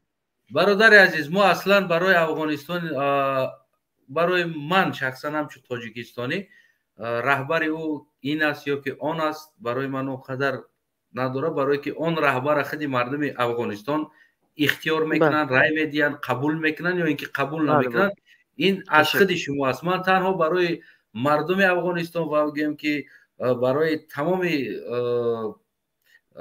سیاستمداران افغانستان موفقیت خواهان هستم و دعای سلام ما مردم مبارزین که بیرون از کشور که با تاجیکستان مبارزه میبریم، دعای سلام و با تمامی گویم که از ملا برادر سرکردگی با تمام جوان و مردم و گویم که سیاستمداران افغانستان سلام ما. منم دعا میکنم انشالله، نمازم هر موقع میخوانم که خداوند شما را پیروز کنه انشالله. به خداوند مسلمان های دیگر هم در تاجیکستان برادرای ما هست، اونا هم توفیق هدایت بده انشالله که این گروهی که شما ساختن واقعا یک گروه شجاعانه است. واقعا این داخلی گروه پایبست میکنه، کسایی که میای با این گروه مثلا چی میکنه، واقعا شعر است، شعر بیای داخلی گروه، بیای داخلی گروه مبارز. من چون یک ماه میشه این چیزا شما را گوش میکنم، والله که یعنی خیلی خوشحال میشم، چون یک برنامه خوب است که مسلمان ها رو دعوت میکنید. ای برادرای تاجیک بفهمین، بشنوین، هیچ موقع غلام کفار نشین، هیچ موقع غلام کفار نشین که کفار یک چیزی هست که ما شما رو هیچ موقع به خوب بودن ما شما رو نمیخواه. اگر کشور ما شما اومد اونا ما شما رو نابود میکنه. افغانستان ما مسجدها را آتش زد، حافظای قرآن ما را کشت. یک سوال دیگر برای شما، یک سوال دیگر دارم. یک برنامه بود که امام علی رحمان از این سوی آمو و با اون سوی آمو یک چند برادرای افغانستانی دیدم. اگر سیر کرده باشین همون برنامه را. بله سیر کردم. شما این چی برنامه بود اصلا؟ این چیز بود کیها بودن که از اون طرف تو پیشوای تاجیکان دنیا هستی، ما تو را دوست می‌داریم، از افغانستان استاده امام علی را خیلی یک دوست داری کردن. فکر نظر شما؟ و ما چون و اما چیزا تاجیکای چیز است، بدخشان است، بدخشان افغانستان است. اونم دید که اشرف غنی او طرف سرشان فشار آمد از گشنگی، از رزت آمدن اینجا، امام علی رحمان آمد این بر آب، اینا آمدن این بر آب دیگه. اونا مثلا چی کردن اونجا، چقدر تهدید شد اونا که یعنی شما درخواست کمک کردن از امام علی رحمان، چقدر از طرف امارات اسلامی تهدید شد. همون کسایی که آمده بودن اونجا یعنی خیلی تهدید شد، یعنی شما رفتین یعنی نباید مثلا میرفتین اونجا درخواستی مثلا چی میکردین. ما همچین نمیخوایم. همچین اینجا ببین اینجا یک چیز نامعلوم بود که همون انسان هایی که با لهجه مثال فارسی افغانی گپ زدن اونا از افغانستان بودن یا اینکه از تاجیکستان بودن؟ اونا این طرف آب بودن، اونا اون طرف آب لب سیمید بودن، اما چیز ماشینشان امی امام علی رحمان اینا از ما توتیه درست کردن دیگه. نمیفهم که از ما اینا مال افغانستان باشه یا مال تاجیکستان باشه. اینا به نظر من شاید هم مال تاجیکستان باشه. اینا مثلا توتیه جور کردن، مثلا گپ درست کردن. این به نظر من فکر نمی کنم مثلا مال افغانستان. ما همینقدر نشدم که افغانستان ما بیای از امام علی رحمان درخواست کنه که یعنی تو امام همه تاجیکا هستی. بله. این اصلا این غیر ممکن است. اینا همون تاجیکایی بودن که از تاجیکستان بودن و اون طرف آب گذرانده همین همین صحنه سازی کرد. بله واقعا همین قسم است. حالا برادر عزیز من یک گفتنی دیگه هم دارم. خب اگر اجازه باشه یعنی اگر آخر سخن داشته باشیم پایان آدما زیاد هستند این دیگر انسان‌ها رو هم یک فکر نظرشون گوش کنیم. ما مؤمن برادر مؤمن مسلمان برادر مسلمان است. من یک چیز میگم با سخنای با برادر تاجیک میگم که با سخنای امام علی رحمان نریم. امام علی رحمان چرا روسیه را به کشور از روسیه رفته کمک میخواد؟ روسیه کشور مسلمان نیست، کشور کفر است. اشرف غنی آمریکا را انتخاب کرد، چی کرزک در زمان کرزک چی آمریکا را انتخاب کرد، در افغانستان آورد آمریکا.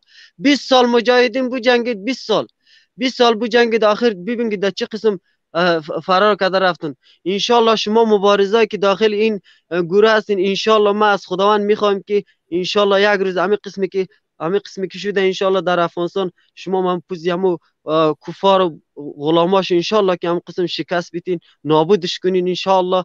ما خودم یک افغان هستم، در هر چی انشالله آمده هستم در مشکلاتی. تشکر، خدا نگهبان شما باشه و دعای سلامت باشین برادر. تمام برادرانی که از او طرف آب هستند و از آن جمله رهبران ولسوالی‌های شما که امروز هستند برادران طالبان سلام. زنده باشین. تشکر، زنده باشین. خوش آمدید. خب بابای عادل سلام علیکم برادر هستن. سلامت هستید.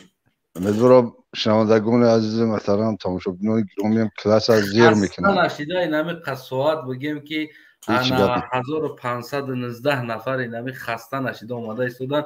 ما واقعا میندار هستم که وطنهای ما در این حال ما را پیگیری کرده آمده است. قبول که جورا بابا عادل در برای سفر امام علی بودیم. یاد میگم قبول که 4 نفر اگر قبول که بعد من گپ زنم تا گپ زدم تو قنا میتونم. یو را قبول کنم خودت گپ میزنی. با 4 را قبول که برادر بیای تاری میکنم اینم یو را قبول میکنم. انا ما خدمت برام میکروفون تو محکم کنی برادر. میکروفون تو محکم کنی یا صحبت کنی. میکروفون تو محکم کنی بچه. خب میتونی خودت محکم شو. برادر سنایف اینجا سوال گذاشته دی که رحمانوف چی برد با فرانسیا؟ با فرانسیا و چی آورد؟ برای چی آمد؟ برای چی پیش روس نرفت؟ برای چی پیش خیتوی نرفت؟ برای چی پیش دیگه چی با یمین فرانسیا را انتخاب کرد؟ قطعا برادرها کوتاه‌تر صحبت کنید. خب باز من یه چیزی رو بگم چی برد برادر عزیز نگیره امون خلو را برد. بعد برادر عزیز صنعت تاجیکی سیمفونیا برد. صنعت تاجیکی سیمفونیا گوش کردم دیا. اگر هم سیمفونیا تاجیکو بود که او باید این را گوش کنی چه خیلی باید میخونم نمیدونم خارگی را ضرور پیشش خطی میخونم تا بگم سیمفونیا همون را بود برده. بعد جورا پیشتر ما گفتم که به هر جوری که پام اونا قطعا مرده کفن و بعد نه زنده وطن همجا نگرجون را دیدیم که همون را برعکسش در آورد. نگرجون تماشا کردی؟ بعد نگر دی خراب چاپ شب بشورا خراب میشه وای رقصه وای کرنای سرنای اینو قدی همین جورا توش آورد در دیپلمات دوبار بردار جون اورا مود گنا میدونیم که پشتی او چی میسته برداری است. در وقتی کرونا ویروس است تمام همین دولت‌های اروپایی که من در اروپا زندگی میکنم و سفر میکنم از این دولت دولت دیگر دولت‌ها یعنی مشکلات سفری همین ویروس است. مثلا گفتیم قانون قاعده ها بگیم که دیستانسیا گرفتن و بگیم چورابینی و من است یکی اما در بالای همین قدر من بدن یا این انسامبل که جو آوردن ما همیشه جو آورد یک سمالیات دیگه که جو آوردن برای یو فکر میکنم که این ویروس کسات نمیکنه فقط برای مردم عادیه که برای جریمه کردن برای همون واکسن را گذروندن واکسن که خودم بدون چی هست چی نیست برای یا فرق نداره برادر عزیز. یا اگر فکری را میکردند در وقتی کرونا در خوجند او قدر جشن‌های کلون نمیگذروندن، گرچند که دیگرها خبرش کردن که کارو رو نکنی. خب اینا خیلی برادر عزیز. خب اگر وقتی مردم بابا ازی سر که خودت من از طرف کنترل میکنم، یک چند لحظه افیر در اختیارت میشود، برنده خودت، راوی خودت، شعری خودت، سرودی خودت، آهنگی خودت، سراینده خودت، همش خودت. اصلا یک چیز بون باید بگوین. بیا بخشش برادر عزیز که مقصد تلفن من رو سیگه بیا پرسنت داشت نگاه نکردم مرد وقتی که صحبت کردیم. بخشش بود رحمت کلام برای که باید برای دیگه قبول کردیم. خیلی خدا نگهدارتون باشه. آفرین توی دایی پیش استودیو ایستادین چند ساعت. سلامت باشه. خدا شما را نگهبان باشه برادر عزیز. خب برادر کیه دیجا؟ سبیلله های بله برادر مقصد که ما میتونیم سلام علیکم اگر خودتون ببرورین افراتون نه چی باشه قدی بابا دیل یکم گفتن دیگه باشه ایشالله که من از این طرف یک کم دیگه خامت مکه کپا پارتون کرسلو ما سایفدین کدوم صبر کرد نگاه میکنم میستم سبیلله بفرمو برادر. مقصد من جواب نگرفتم من خدا دکه هستم. سلام علیکم و رحمت الله. سلام علیکم و رحمت الله و برکاته به همه برادران حاضرین. بعدن از رحمت حسنایف برادر بعدن در موضوع مقصد بیزنس های رحمان و فخر بش مقصد صحبت کرد. میکروفون تا صحبت برادر فش میکنه. جوز برادر دقیقا سوزم که برادر میشه وگرد مقصد در بیزنس ها صحبت کرد. ما درباره هم بیزنس های با علول بلاکش میخوام که در صحبت کنم وقت موت ندار. مقصد امی اوزی تمامی امی خسر بچه‌هاش جیانوش نویراش تمامی بیزنس های امی درون تاجیکستان مقصد مونوپولیا کده گرفتیان. مقصد بارا میورن بیر از تماج کمی درورن. مقصد مگزیناشون به پل مقصد انداز به پل هم ماچی کی جانی رحمانوف جانی ایتا جانوتا مقصد برحمشون ابی هم مقصد خون شد. خب برادر کم ترک صبر که دراندش بفرما کو و مقصد سرش که خودت برادر تا گوش کنیم که سر و سیمای فکر میکنم. دراندش بفرما. خب سبیلله دوام تی هم دراندش کسی هست که هم بسیار بربر میکنه.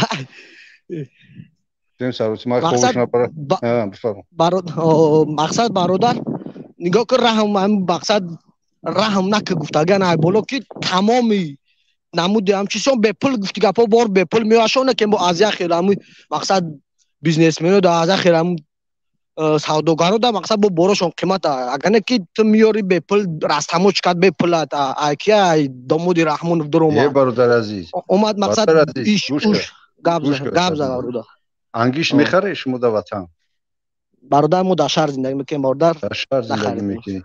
اینم یه انگیشتکی است سلوتش هم درون دخیل فهمیدی اینم نرخ میره نمی نرخ میره دیگه جوش بردگان او چیزی که یا کلی ای تموج نمیدرونن او شک نه برخدگاه که خیلی برخش کردن قیمت کردن که گفتن که انا شرکت برخی توجی قرضدار شده است. برای چی قرضدار شده است؟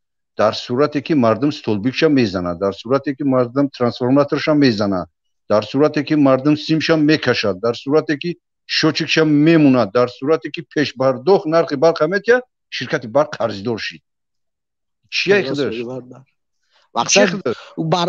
مقصد او شاتو هم افشاری شاتو شویتسرش رفته است و دزدیده در قرغیز بود با فروختناش هم نوبر نکردی برادر در روزی در طالبان فروخته است با طالبان مقصد دولت پیشتر اشرف غنی قرضور مقصد با این فروختناش نقل نکردی برادر مقصد بهترین گپ بود مقصد جمع کرده است مقصد برادر رفتن شوجه فکر کیسه این مردم توجیک و دستی خودشو پول جمع کردن ای میلیونرو میلیون گرفتن ای بیچاره‌ی کمبغالو با 1000 10000 100000 تا 100 سومونی را اومدن گرفتن سهمیه گرفتن ها بله اینا که نگاه که مردم پروس ایجا بی‌پروایی مردم ای اینا شما حوزی دخمت رو اگر بگیم سهمیت دوره میدونی که سهمیت دوره که نداره برادر ما راستی وقتی هم سهمیت بودن در مقصد سینی سالم کمتر بود نه که بخدو یک خونه خشت آورد زندگی میکردیم خوبچش نمیدونم بدون فلسفه بود درست بود خوبچش قد سهمیت دادیم خوبچش قد گرفتگی موندگی انا گوش کن میدونی که میدونم سهمیت چی رول بازی میکنه میدونی خدا مقصد سهمیت مقصد وقتی که سهم گذاشتی مقصد یا برای یک کار بینو کردن برادر تو سهم گذاشتی تو آیو فایده میبینی وقتی چیزی بینو شید با کار درآمد فایده میبینی تی سلامت باشی انا دو اگریگاتی انا روغون امروز کار کرده است کی را اجازه میتین که برای شوچیکا проверка کنه او شوچیک برای ما و شما انا پول جلو کنن میکنن همین کارا انا نگاه تو سر مقصد اومد برادر این خلق توجیکی مورا خیلی فورده سشون هم خیلی کدستن برادر مقصد نمیدونم مسکو در روسیه داخلش مقصد کار کرده سر چیکایسه دبرش میشینم من گوش میکنم دبرش گپ میزنه خیلی گوشم میگه برای ما خیلی برام میگه مقصد ما در پرابلم میکنی آخه بعد داخلش بود مقصد از شهر بیرون ما که بود در شهر مقصد سویت ما لیمیت نیست چیزی ما لیمیت نیست ما پرابلم ما ای پرابلم او تا کمتر ما میخزه مقصد با گپ میزنه ما میخزه گوش میکنه که چی میگنی برادرو وکی عذاب دن مقصد غلام تولد شده گم وجه دیوم نسل غلام رفته سه گفتنی گپ معناش همینه که وجه غلام تولد شده گم انا بدبختی دمیه که مردم دعوا کردن نمیتونن مردم حقیقت مول مومن خون مومن میگه حق مومن خون مومن بله او مول مومن خون مومن تو برده مول داده همه خون مهنت کرده امروز زحمت کشیدگی پول دادگی سهمیه گرفتگی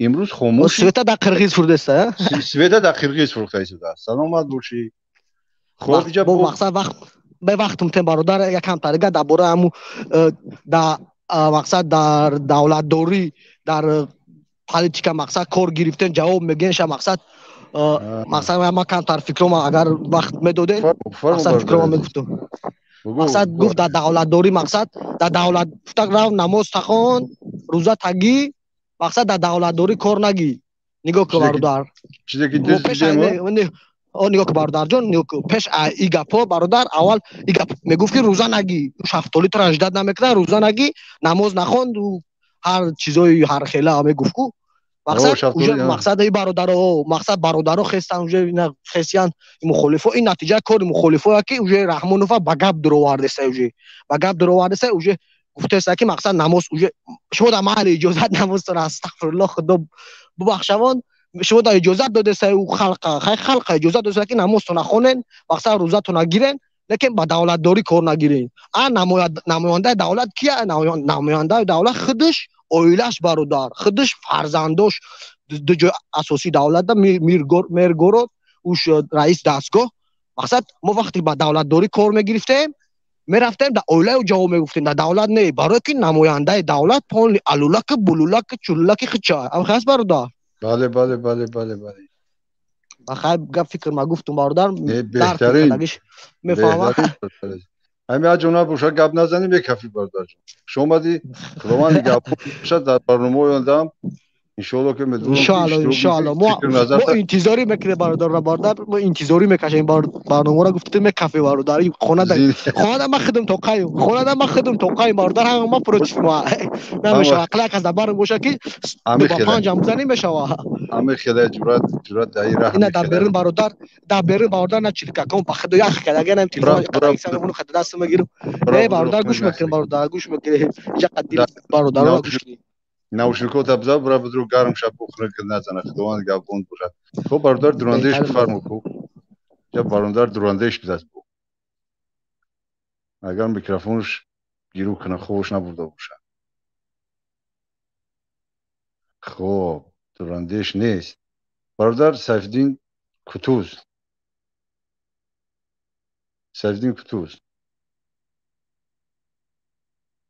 میکروفون تا بکشون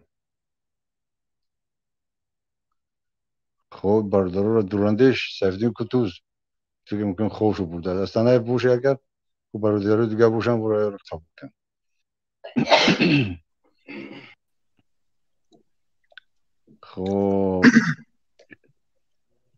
خب برادر مقصد بفرمو برادر عزیز سلام علیکم برادرها سلام به همه مهاجرا سلام به کل مبارزا سلام میخوام به همه شما میرسونم. خداوند شما رو پیروز بگردان به مقصدهای نیکی دینی دنیایتان برسونه. با از برادرها خواهش میکنم خیلی گپای نماندمی به فکرم یگام گپ نماند که مردمی مهاجر یا که مبارز نگفته باشه. باور کن اگه دیگه یگام گپی که یگام بای نیست که گپ زنی. با از برادرها یک خواهش دارم تمام کسانی که در همینجا حضور دارن، شخصانی که همینجا برنامه ها رو پیگیری میکنن، خواهش میکنم برادرها تحقیر نمیکنم. بخشش کدامت سخت میرسه. بخشش ما هم مبارزیم. همین در وقتی که به مبارزه وارد میشوی، وقتی سخن میکنی ما میفهمیم شما را. همین با یک طرز که صحبت کن. این حالی برادر یک برادر بود درآمد باور که برنامه که کم تر وای میشه ما میفهمیم برادر. همین وقت طرز سخنگویی ته همین اهمیت ده که چی گفتسی.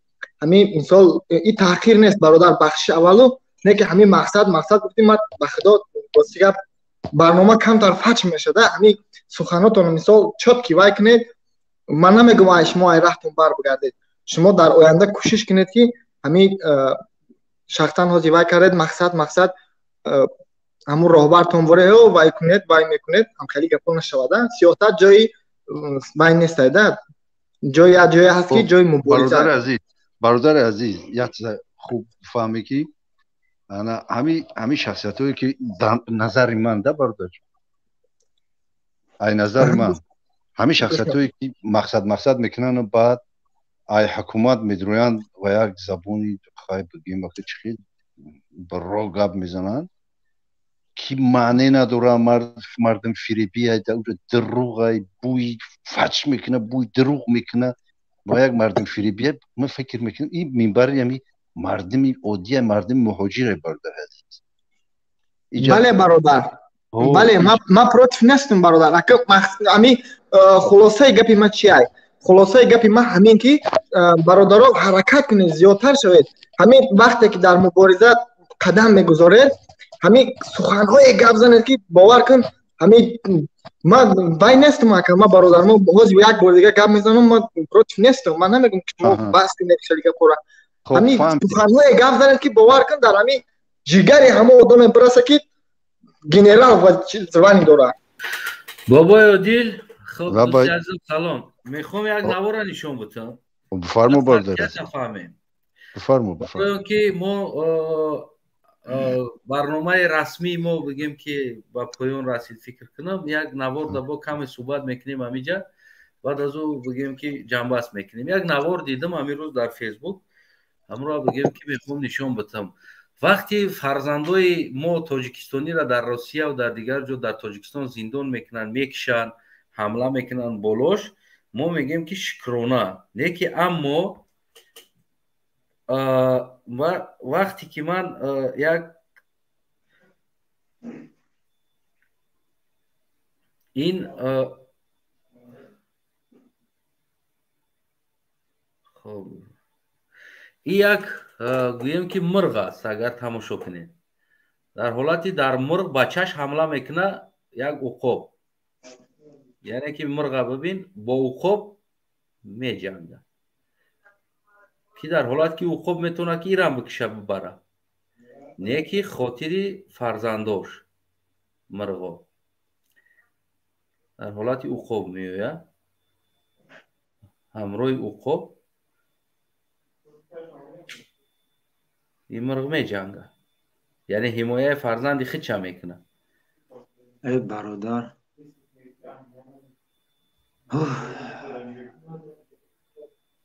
و میزنه عقاب هم خون روز.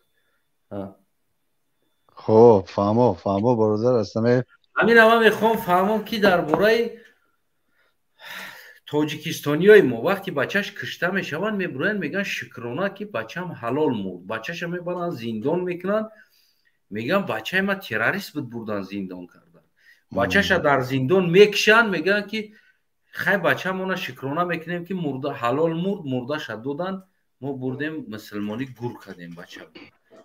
همین فرق بین همین مرغ فرق بین ما در چی است که مرغ بچه‌ش حمایه میکنه از عقاب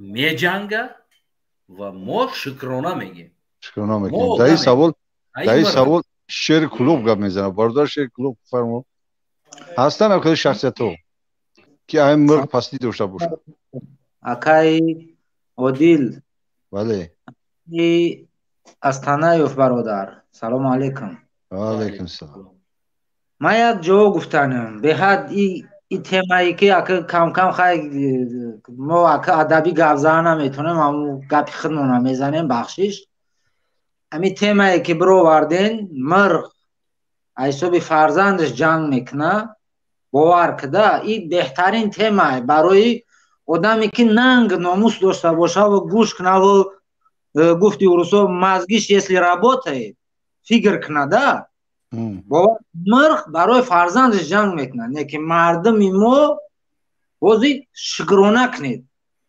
شکرانه کنید این انسانی که فرزندش زندان میشوه کشته میشوه فرزندی او تجاوز میشوه فرزند چه نمیدونم غلام میشوه در مردیکاری میتونیم که بگیم که مرغ هم پایان است باور همه ملت مردم خیلی تحقیر نمیکنم ما رو ای مرغ در پایان که اگه دیگه ما ای مرغ در بچی دیگه باور که من تحقیر نمیکنم من پس نمیزنم ملت خدمت نکی ما را دوشوکی مردینگی دل جگر مونه ای مرغ در پایان که اگه نه همین طرف دوشوک شا میگم با همین خودت که دوشوک گفتی با همون دوشوک شا میگم همین دوشوکی ما ای دوشوکی همین مرغ در پایان شدگی است یا که نیست که در حالتی بچه های ما را در روسیه میکشن میورن اتوشون در ایرپورت میبرن میگه شکرانه میکنیم که خیلی مردش در تاجیکستان گور میکنیم در حالتی نمیگه چی با بچه هم مرد دیفا نمیکنه از مردش فرزندش دیفا نمیکنه نه میگه که خیلی شکرانه میکنیم جنابی ولیده در داخل ترمه میدوزن میکشنشون با میگه که شکرانه میکنیم همین دوشاکی گفتی همون خدد همین مردم ما همون انسانایی که عیناً هم پستوبکر داره دوشاک شاید مرغ در پایان هست یا که نیست باور که برادر جان نمیخوام تحقیق کنه که ما را مردم اونا دوشاکشون مرغ در پایان کردن ما خدا اکا همین خیلی مردم ترسو کدگیان کو باور که در تاجیکستان ما بدم 2 سال پیش ما خانه دا بدم روز ما در خانه قطعی پدر و مادر فرزند زن و کودک شدگیم خیلی ما هم خیلی همین اول زید همی بدبختویم گپ زده سم کو در توا مردم ترسو کردن که مادر ما اوچه ما میگه که بچه جان خواب که ترا چرز تلویزر گوشت که هستن اینی قدر مردم ترسو کردن ترا چرز تلویزر گوش که هستن خونه در اینترنتی چی نیست پروستا تلویزر گفته سای میگه که خواب که ترا چرز تلویزر گوشت میکنه در مقصد خودت چی فکر داری برادر مقصد سلام علیکم استانایف اگه این مردمی به این سوال شما ما جواب میگم این مردمی عادی کو اگه این مرغ اوس بست 0 مینوس 0 کو نه که ما شخصایی را میدونم به نام خدا قسم زبانی دارن مایور گنرال کو انا هویا ای مرد گذشتگان ما خودم شاهد هستم که در امی پیش من نه زن موندن نه کودک موندن شکو باور کن رنگ کودک که نمی قند میشه قند میگیری قهر میکنه کو اون هم خیلی ده یا که خلق عادی اوس بسته ما گنرال مایور دیدم هم خیلی ای مرد گنده این خلق عادی کجا که دوشار مونده خلق عادی ده تشکر برادرای عزیز انا بگیم که برادر شعر کلوب یگان گفتن داری آخر سخن برادر جان آخرین گفتنی گپی ما همین برادر از تنایف اکای عادل همین قدر گفتن که بدار شویم برادرها بدار شویم و الله قسم ما وطن گفت اروپا خوش کردا میشیم ما بی صاحب میمونیم بی وطن میمونیم بدار شویم بدار شویم مردم بدار شویم هرچون حتی فرزندی خود بخیر سبور بیار رفیق خود همین چیزا را بفهمونیم مردم به حق خوبه خوبه را خوبه من میگم روی راست میگم خوبه یعنی وقتی در یک افیری فیلمو من میدونم که در روسیه ای میلیون تا مهاجر زیاد هست همه همون اینترنت داره همه همون دوستم داره نکی 1000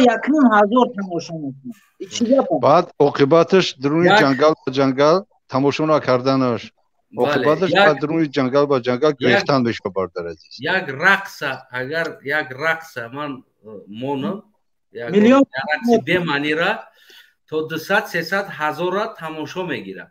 200-300 ҳазора. аммо он чизе ки барои ояндаш дар кор аст подписатсия намекунад, тамошо намекунад, хича ба каракӣ медозад, хича ба гангакӣ медозад, не ки дуруни лесода баъд аз дасти полис мегрезава, аз дасти амон мегрезава, аз дасти иммигратсиони служба дар дуруни вагон ховай.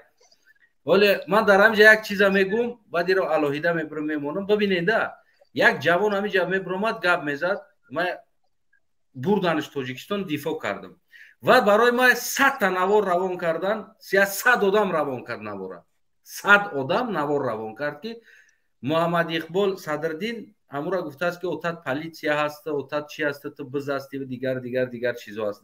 ам ҷавон ҳамҷа бигем ки мондиана амнияти мо амира чи мегӯм.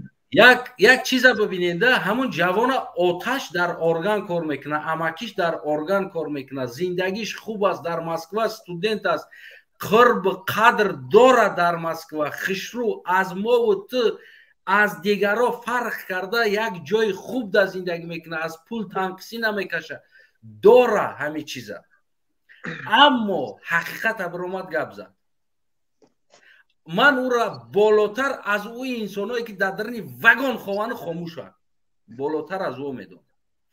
пеш аз ӯе ки ӯра биган мада 100 тавтари гапҳо аз Тоҷикистон ҳам гуфта буданд ки ира оташ амният аст, ира эҳтиёт кунед, дигар кор кунед.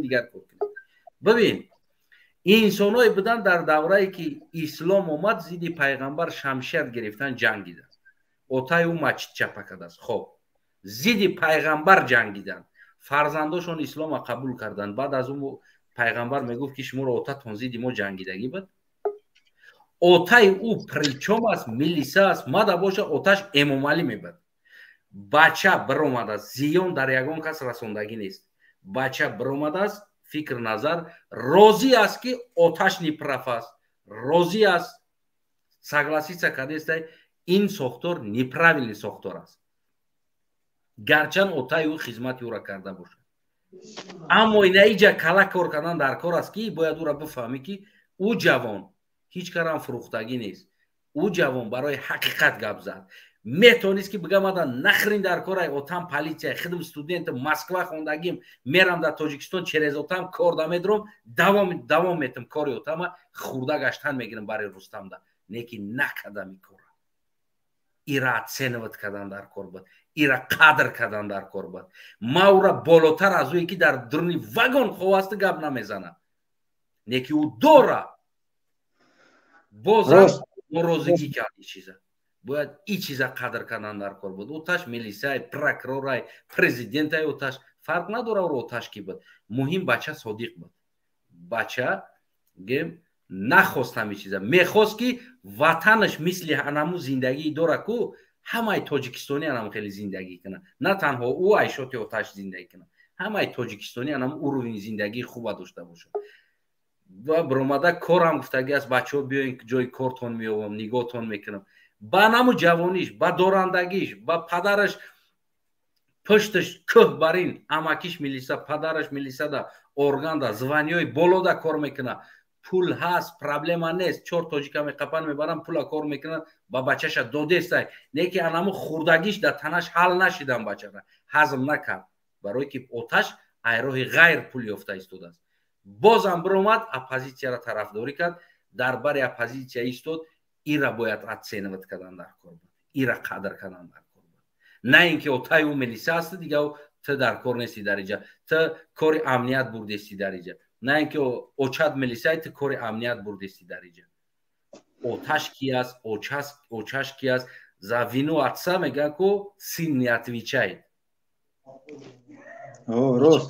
правильно қадр мекардан. ҳамин чизое ки ма дар роҳӣ кардем, баъд аз ӯ 100 та наворо равон кардем, ҷавобтон инамӣ буд. ва пеш аз ӯе ки шояд ӯ хабаре ки расида буд ба баъзи инсоное ки отаи и дар амният кор мекунад, пеш аз ӯ шояд дар ма расидагӣ буд и хабар. не ки ман гуфтам ки бале мо айқафош кор мекунем, тасдиқ мекунем, яъне ки полни мефаҳмем ки ки аст, чи кор мекуна и бача. баъд мисол гирем ефир да мебурем. Ҳозирам 10-таҳо 20-таҳои дига дар телефони мо информатсияш омадагӣ, бачаҳое ки ҳастанд чи ошкоранд чи ошкор нестанд, 10-таҳо 20-таҳо омадагӣ аст. Не ки мо саросима нестем ки ӯро бибурем. О тайти милиса буди, о тайти дар фалон ҷо кор мекуна, ё амакити дар фалон ҷо кор мекуна, ё худат кор кардагӣ буди. Муҳим несту. Муҳим аст ки бача намо йигит намехоҳад зулма. Муҳим гап дар сари наибад. Муҳим мехост ки тоҷикистони ҳамаш мисли анаму зиндагӣ кунад. На ин ки як и зиндагӣ кунад дигаро дар даруни вагон хоб кунад.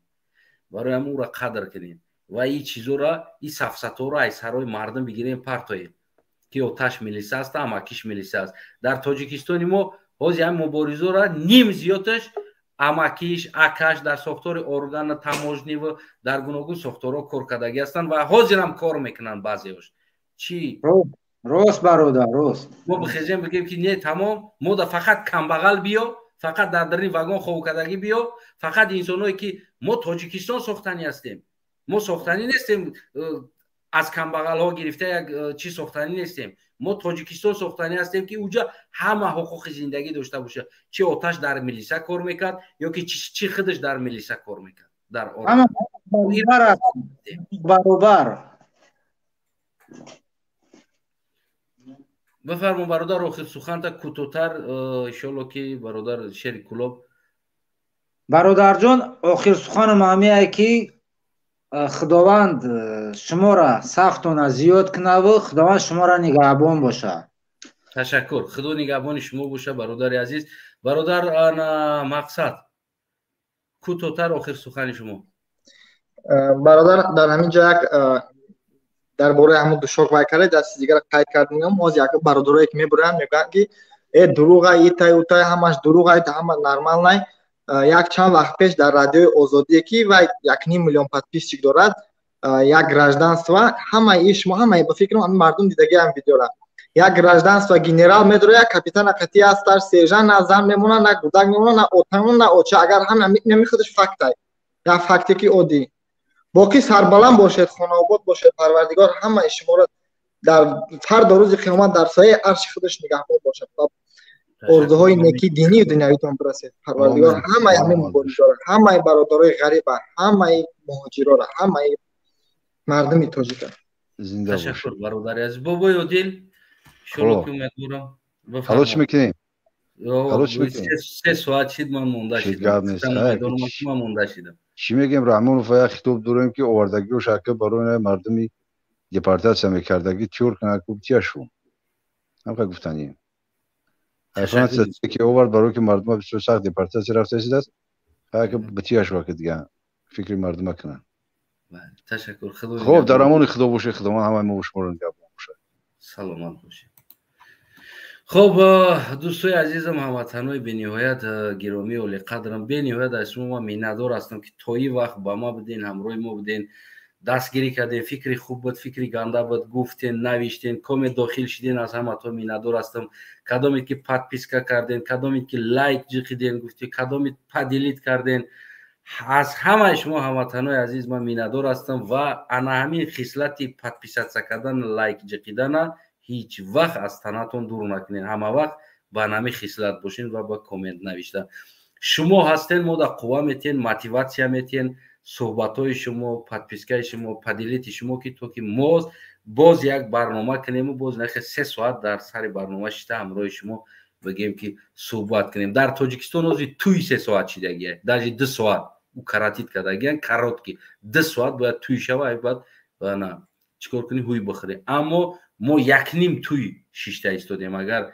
با حسابی ارتیستیش بگیریم اگر و حسابی ارتیستی با ارتیست هم در موبایل هم 2 ساعت با برنده گپ میزنه اوتای شاه گپ میزنه اوچای شاه گپ میزنه اوتای عروس گپ میزنه اوچای داماد گپ میزنه مثال گیریم یا هم ماشون همون گپ میزنن اینو با ارتیست کم کم وقت میشه که یک پیاله بشینه چای بخوره یک قامت روز کنه بعد با بخیزه سرود بخونه که بگیم که برادر عزیزم یعنی 1.5 توی کو پاپوری خوندیم ده همین اول تا آخر شد گفت همون گپا که 6 تنم باور که اینستیتوت صنعت همین پسله نگفتی همه 7 سالش خلاص کردگی انسان 3 ساعت یخل ایستاده بگیم که پاپوری خونده نمیتونه. نه که ما همون آرتیستا هم گذاشتیم رفتیم.